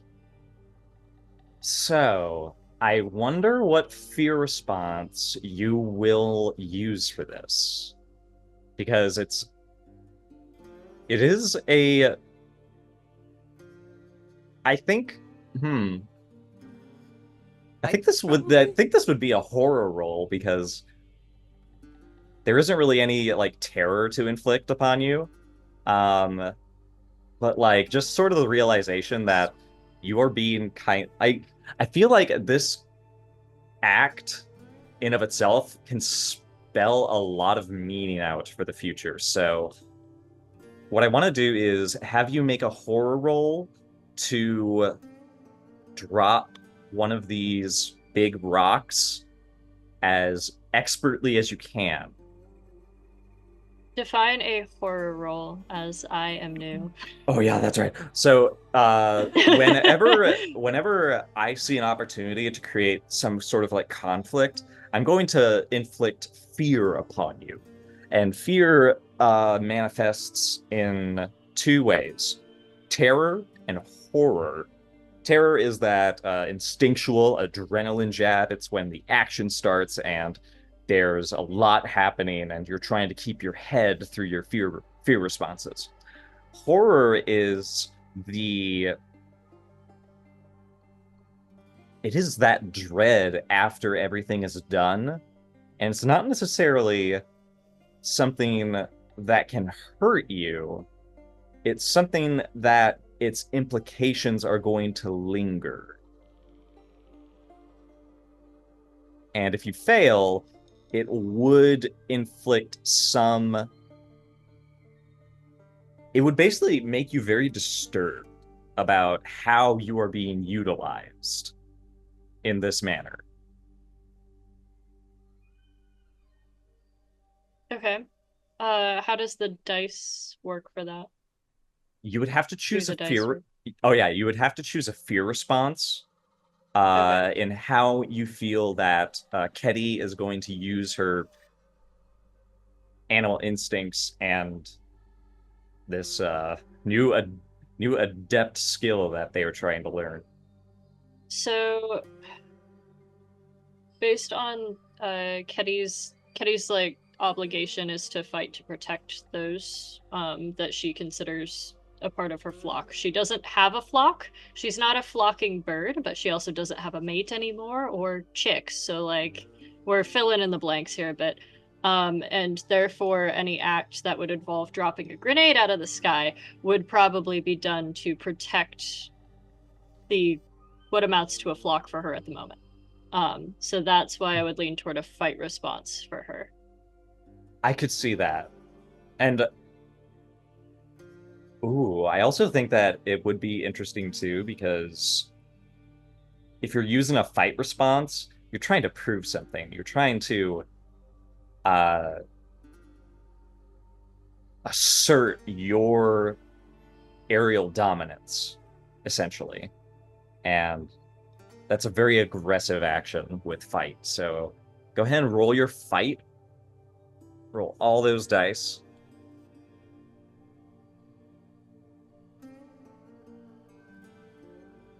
Good Damn. God. I mean, we're just double forcing it. This whole... Uh-huh. There's a trend here. Yep. There's a trend. Now, because of your higher intellect and your ability to problem solve, you are able to account for the fact that this rock is going to bounce, and the surface of the parking lot, you'll have to compensate for it. And so instead of just like dropping it so it lands flat, I imagine you're going to try to like make it skid a little. So you're playing like, oh, what is that? Checkerboard on the floor of the Shuffleboard. Shuffleboard. Why did I say checkerboard? Thank you. Shuffleboard? Shuffleboard. I don't know. You're kind of like using this like a shuffleboard, in order to get it perfectly on the line. And as everybody is doing this, you hear a distant and from the air, you can see that this is easier than it seems.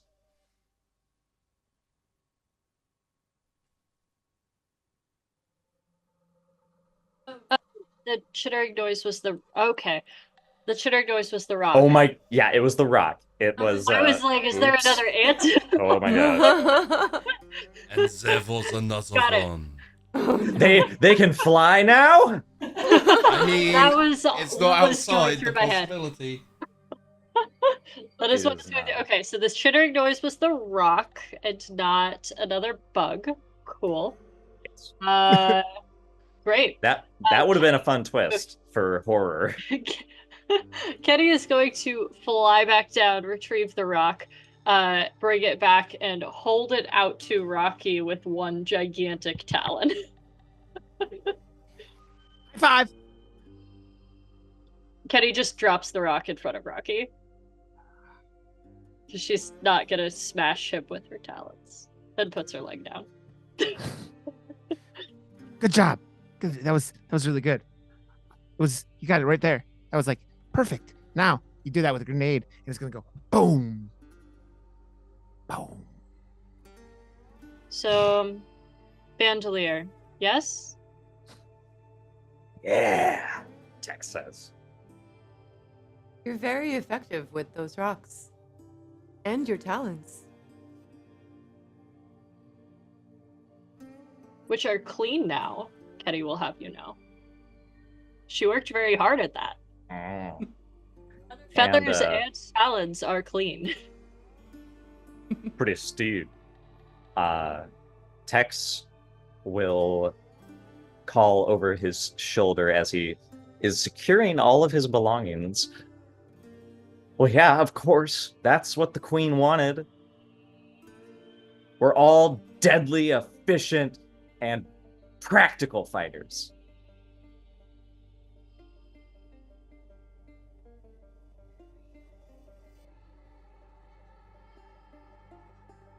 Blowing stuff up is practical, right? Right, Tex?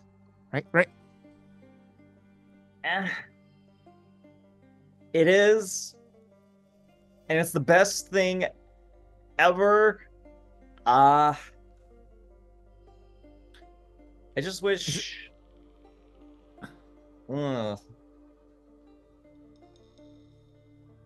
He doesn't really know how to take your enthusiasm at this moment. I'd rather be blowing humans up, but I mean, this is almost as cool. Almost.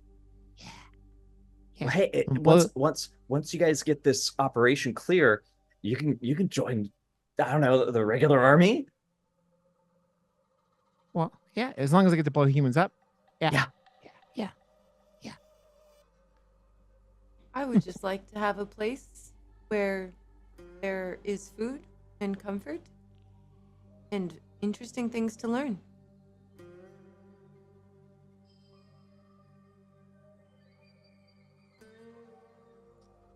But blowing up humans is also a good use of time.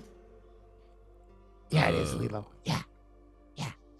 Rocky, keep in Yeah. mind that destruction of humans, blowing them up, and so forth is a secondary objective. It is not the primary one.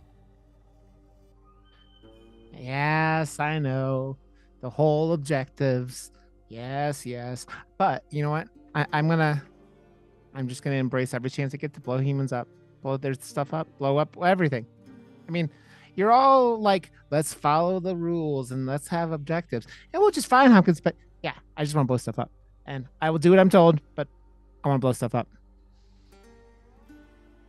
Noted. Is any Tex. Oh, go ahead. is anybody unhappy with their roles, or do they feel they could be better utilized in other scenarios?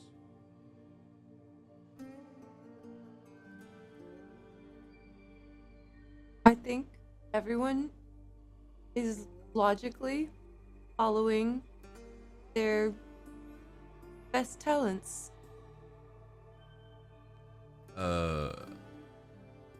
In that case, during the operation, Lilu and by extension Daniel will be we'll designate it home base. If in case of problems, we reconvene around them. In case of ambush or overwhelming forces, we defend around them and we retreat accordingly according to that position. Ketty, if that does occur, I would appreciate, under the advisory of safety, essentially, if you are under heavy fire, to retreat regardless. But if you are able to cover our escape, as we do try to withdraw.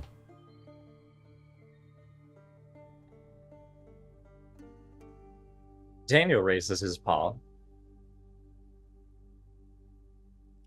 Daniel, yes. I don't want to blow humans up.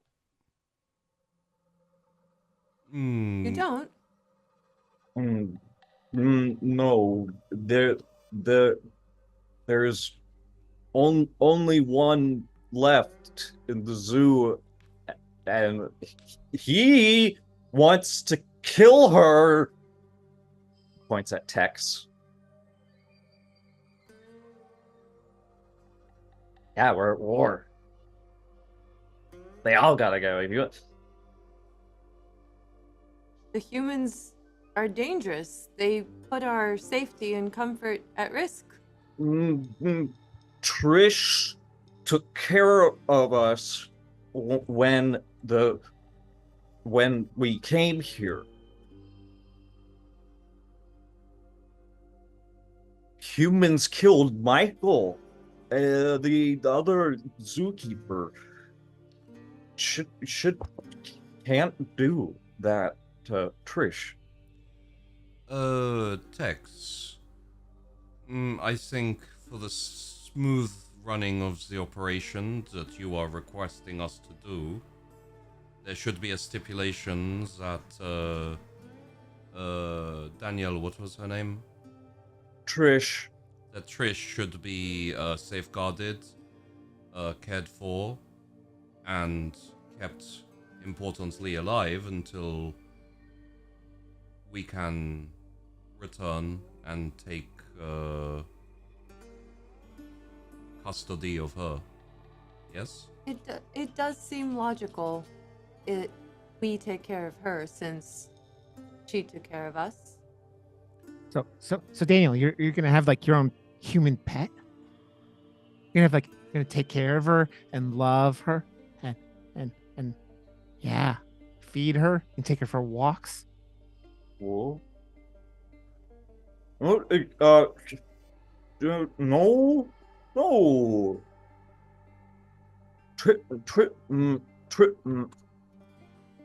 Ketty, Trish helped you, fed you, and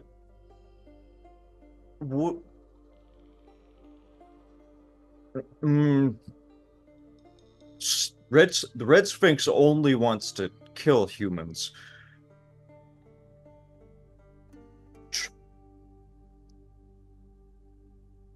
Trish doesn't deserve to be killed. But she's not pet. She's like us. We are like her.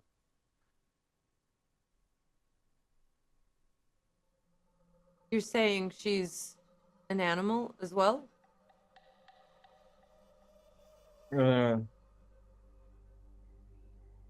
With advantages. Queen has equalized everything.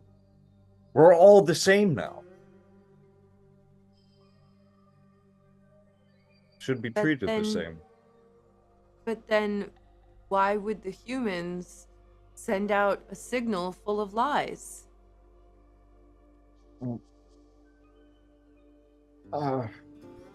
I mean, Trish clearly isn't with these other humans.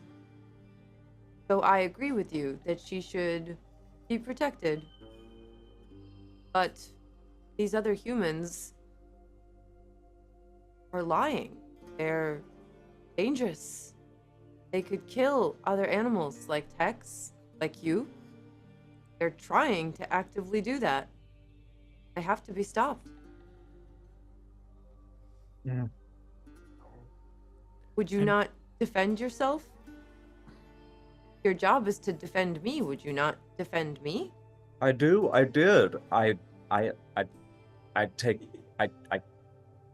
Yeah. That was really cute.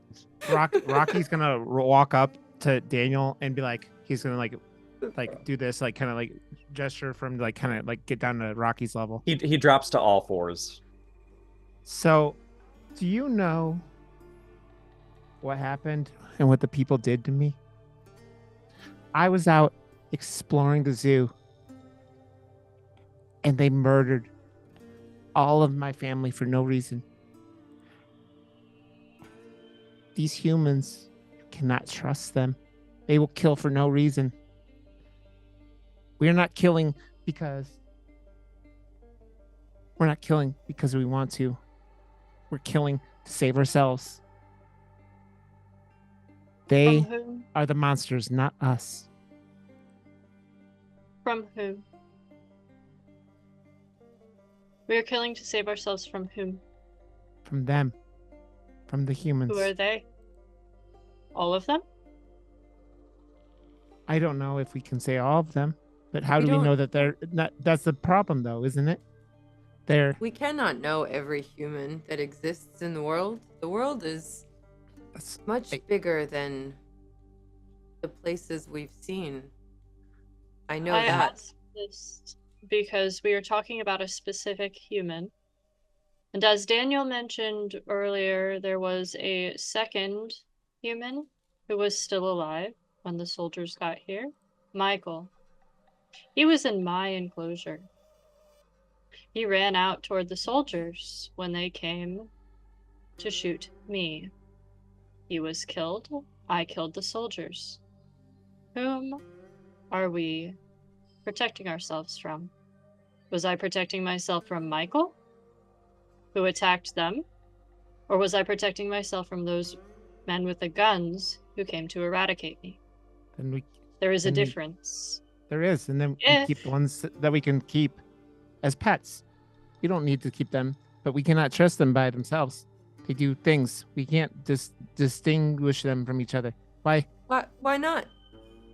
Trish, Because we know her. She took care of us. She never tried to hurt us. You can tell the difference between me and Hopkins and X and Ketty. Can you not? You can tell the difference between Trish. You don't look like humans. Yes, but that's the difference, right? All the humans, they're basically the same. And how do we know that one of them isn't going to be. What makes you think they are the same? How can any of them be trusted? If they're going to murder us and kill us for no reason, how, if one of them does that, how can you say that any other one isn't going to? We cannot know that until they try. These humans that we are going to kill now are trying, so we must stop them. But Trish has never tried to kill us. And keep her as a pet. But if we are the same as her, if we are all animals of equal standing now, why would we keep her as we were kept? Why would we not just have her join us as another friend? Is she going to fight alongside us? Is she going to help? Is she going to stop the bad ones? I don't know. We'd have to ask her. Same time, there's more that needs to be done than just blowing things up and killing. I am here because I can fly. Rocky can blow things up. Tex can blow things up. Hopkins seems to think well. Lilu has the... I'm sorry. Again, I broke character. I'm sorry. It was partly my fault. Think well. I made contact with Sheepy as he was not thinking well. Yeah. Anyway, Lilu uses the translator. Daniel asks good questions and rips the head off of ants that want to kill us. And and at the same Daniel, kill good.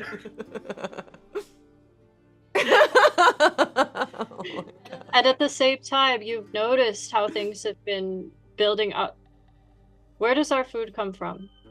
Who prepares it? How do all of these things happen without people to do them? There are either animals doing those, or there used to be humans doing those tasks.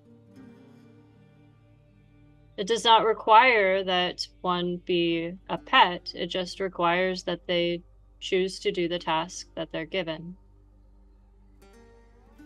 I think you have to decide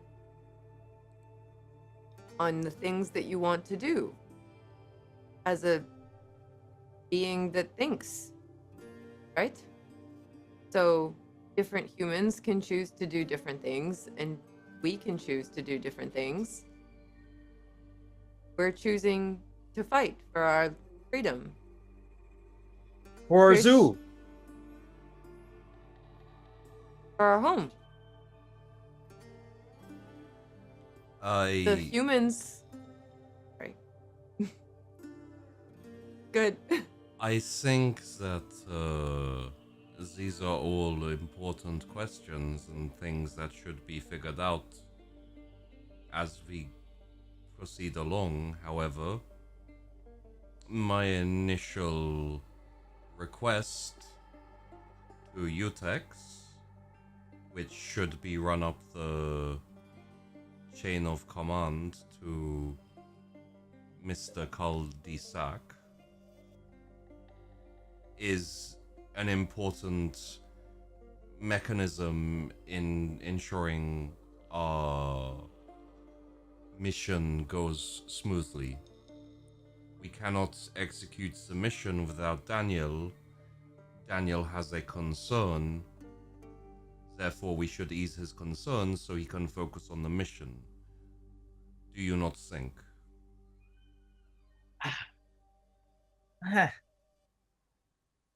I think it's cute. I think it's kind of ironic too that, you want to save this human, you want to feed them, make sure they happy. Sure. Because I'm a part of the Red Sphinx. I can run this up. I can ask politely. If you wish, I can ask Cul-de-sac myself. I just thought you would like to feel part of the process, seeing as you are part of the team. Also, of course, we are going out into the wilderness in the dark by ourselves. I imagine you would not want Daniel angry at you in that type of situation, no?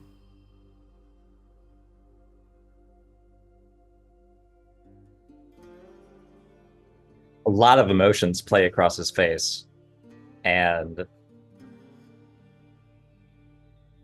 he glances at Daniel, but won't really look at him. Yeah. More so the shape of him. And as he glances at Daniel, just a little quieter and a little more, ominous, Hawkins just says, I really do prefer you as the head.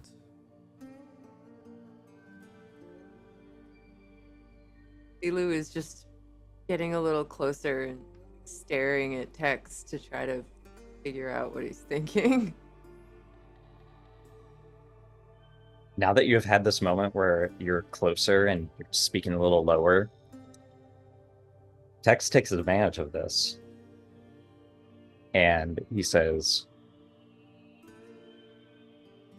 you're so lucky that your displays, that your trophies, that the only thing that humans do is look at you.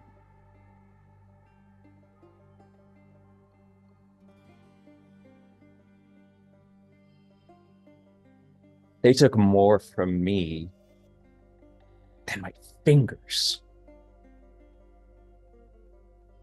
Took everything. I'm called a choker. I'm made fun of for what humans did to me because it doesn't make me a full warrior like Cul-de-sac wants. So you can have this happy moment where you bring peace and unity to your zoo.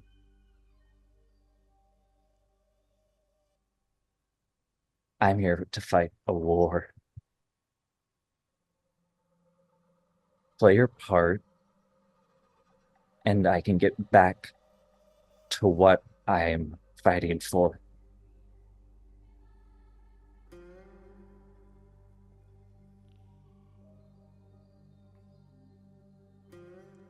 Oh, sorry. I was just gonna ask. That was to Lilu, right?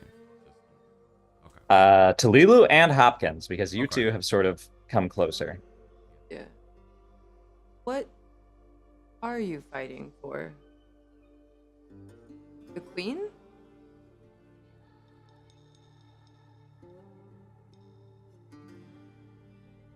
I've used the translator once. So you I saw know her. how magnificent she is. Yeah. Do you think she wants to kill all the humans?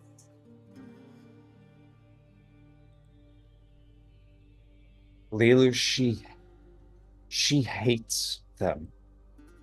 Like I hate them.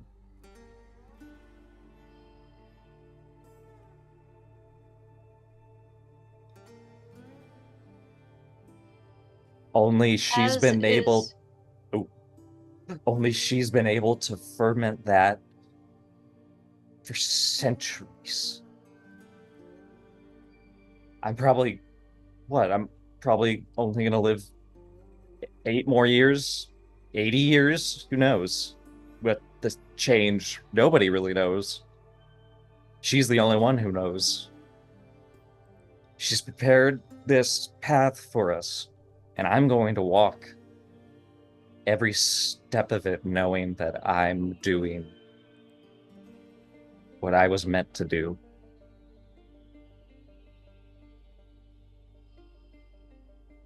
But not every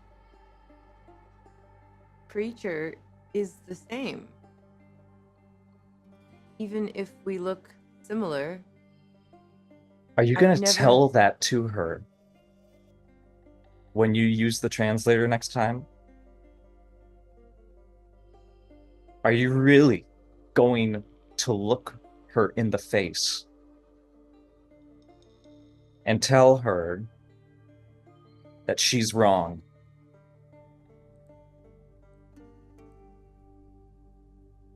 I don't know. Hold a sec. He thinks it's funny that you're all working so hard to keep this one human safe, locking her in the tiger feeding room, keeping her watched around the clock. He thinks it's hilarious. That's the only reason I'm gonna cave in and let all of you play house.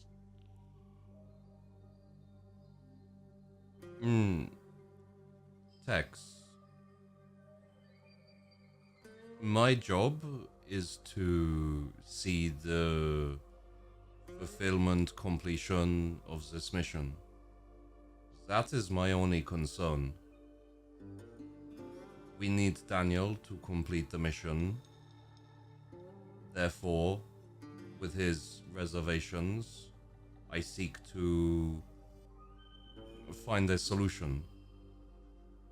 The same way that he does not hate humans could be a problem for the mission, is the same way how you hate humans and want revenge could be a problem for this mission.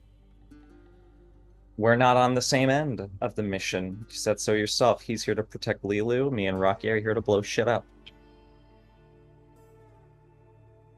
Keep us on opposite ends and we'll be fine. Of course. I'm just saying your assumptions are incorrect. And you could just as easily be a liability. You should keep that in mind and keep your hatred in check. Because the mission is more important, yes? This mission is very important to the Queen. There you go.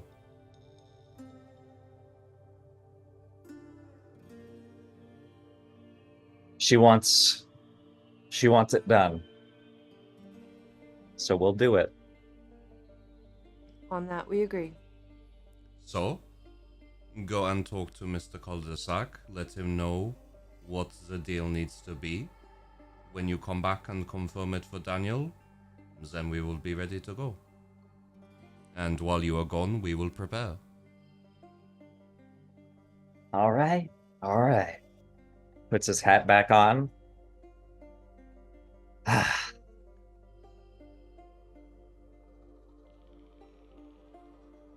We're a team. Let's act like one. I feel that is the best way to get this all done efficiently and completely. All right. I'll have a signed affirmation of amnesty for Trish. Be right back. I appreciate your work. He gives you a very sad, blunt thumbs up. Yeah, Hopkins kind of like humorless smile with obviously like no teeth, etc. Kind of weird, but an attempt at least, and like a camaraderie, yay. And then after he's left, Hopkins turns around to Ketty and says, there's a high possibility you will have to kill him. I'm aware. As long as you are prepared, then I will leave the judgment of when and if to you. Betty goes back to preening. Lilu thinks about this for a second and then looks at Hopkins and says, this might make the Queen very angry. I think failing to fulfill our objectives would make her angrier, no? Yes, you're right. It is only in the possibility that he becomes a liability to the mission. Not out of any personal feelings. That's very logical of you. Right. Then I would suggest everyone takes an opportunity to rest, prepare what you need, find bandoliers, and then we will be ready to set off. And yeah, Hopkins tries to gather his bits and pieces. Definitely a knife, silenced. Probably just go with the silenced pistol or something. And then kind of set it all down and start to kind of meticulously clean it, prepare it, and get ready for the mission. Nice. Lilu is going to settle down near Daniel, maybe between Daniel and Hetty, and just start reading through the manual again, trying to figure it out.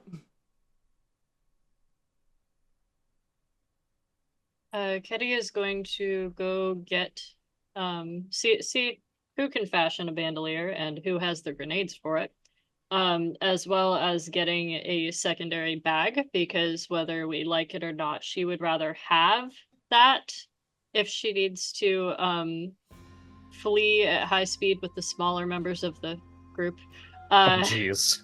than not have it. And so then we'll return to Lilu and Daniel and proceed to stuff grenades into the bandolier and smush the bag down small enough that she can stuff that into one of the, like, bandolier swirly things.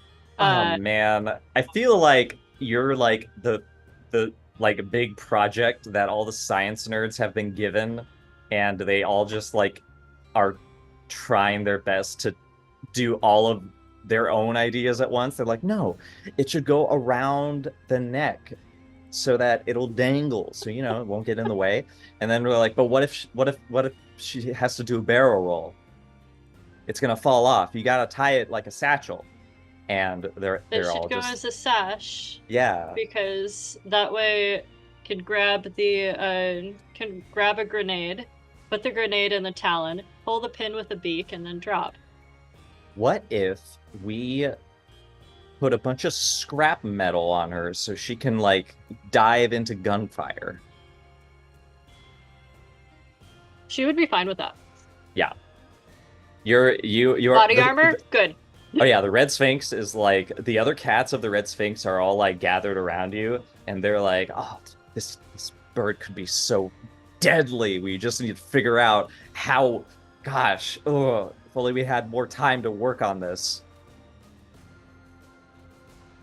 Rocky so goes Kitty to the... comes back, I guess, covered in body armor of some shape or form, or pointy things, as well as a bandolier of grenades and a bag that she forced into the operation because she wants the bag. She needs it. Rocky goes in... Lilu and Hopkins into. Rocky's gonna go to the gift shop for the zoo and find a backpack, and he's gonna fill it with C4, and so he's like in detonators. So he's got a whole ton of C4 and detonators. And while he also, when after Tex is gone, he shows that he stole the grenade from Tex again, and he's like popping the grenade up in the air and just like, and then he puts it back in his little his little arm holster. So.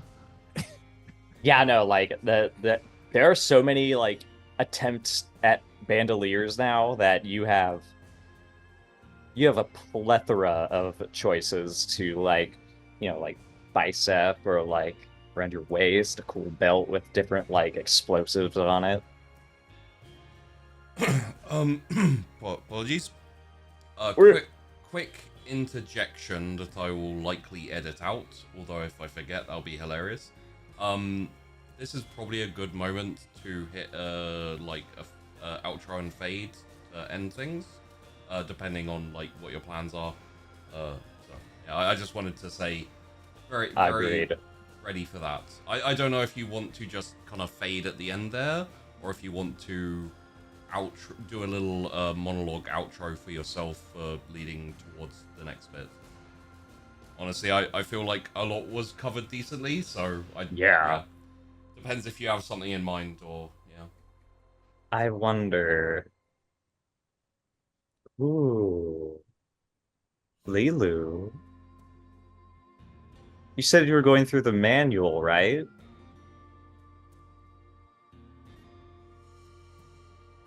Well, guess what? Somewhere buried deep within the pages of this G16 user's manual for manual development, you find a photo. And in this photo is a cat. Oh. And this cat appears to be in some military position from the people surrounding him. And this photo is all very official. When you turn it around, though, you see that it has something written on the back of it. And let me just go ahead and share this with you.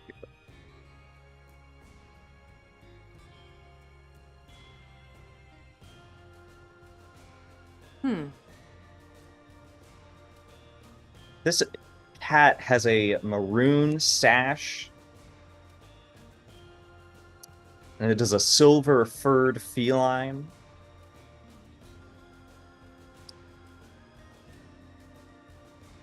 You are suddenly hit with a realization that there was someone else watching in the translator as the queen ripped the sister ant Alpha in half. There was a shape that was less of a figure than an outline watching from a tunnel. And this sight, the sight of this photo of this particular cat, because the way the translator works, your brain is still quite active. You can still recall, even though it's fading fast, a few scenes of that visceral moment. And it's less like vertigo than it is a stretching, as though you are being pulled towards this figure, this outline. And the world that this memory lives in is being pulled, grasped, rent apart, so that only this is at the center of the vision. Very expressionless cat.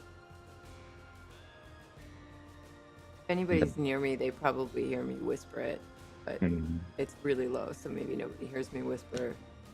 Who are you? Daniel and Ketty are both nearby, and both of them would have good hearing. Oh yeah, totally. You guys definitely hear this. On the back of the photo is Colonel Yojimbo and a date 3 days ago. MIA.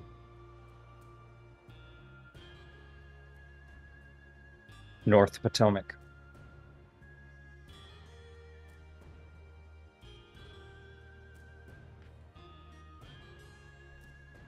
This is his manual. But I don't know who he is. Besides his name. But I think he's important. You soldier for the queen? Have you met him? No. He leans you- down and sniffs the book with his huge fucking head, and he goes, "Cat, that's a cat. Cats smell everywhere on that." Have you ever seen a creature like this, Ketty?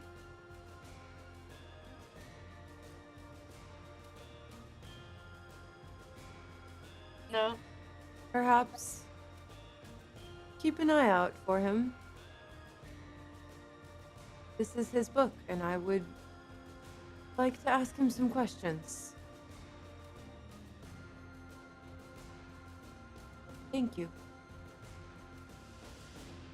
Almost as soon as those words leave your mouth, that memory just fades away. You can't recall it in clearer detail, and you feel emptier. You feel drowsy. You feel as though you were a wine glass that was filled to the brim and then tipped over. Only the scent of what you held remains.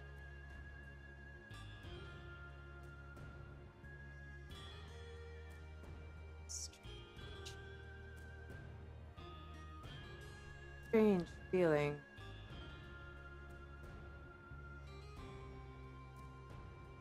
I keep reading the book, but more slowly. I'm starting to get a little bit sleepy, and I probably need a nap. Eddie scoots forward at the lizard, very obviously getting sleepy, and just plops down like she would on top of like her nest, which ends up putting said lizard slightly under some of her feathers, which is very warm and cozy. And then just sits there. That's where she is now. Lilu feels the warmth and is just utterly drawn to it, and starts to feel that same feeling she had for Rocky. Like fondness. It's nice. She closes her eyes and starts to drift off to sleep against the warm feathers of Petty.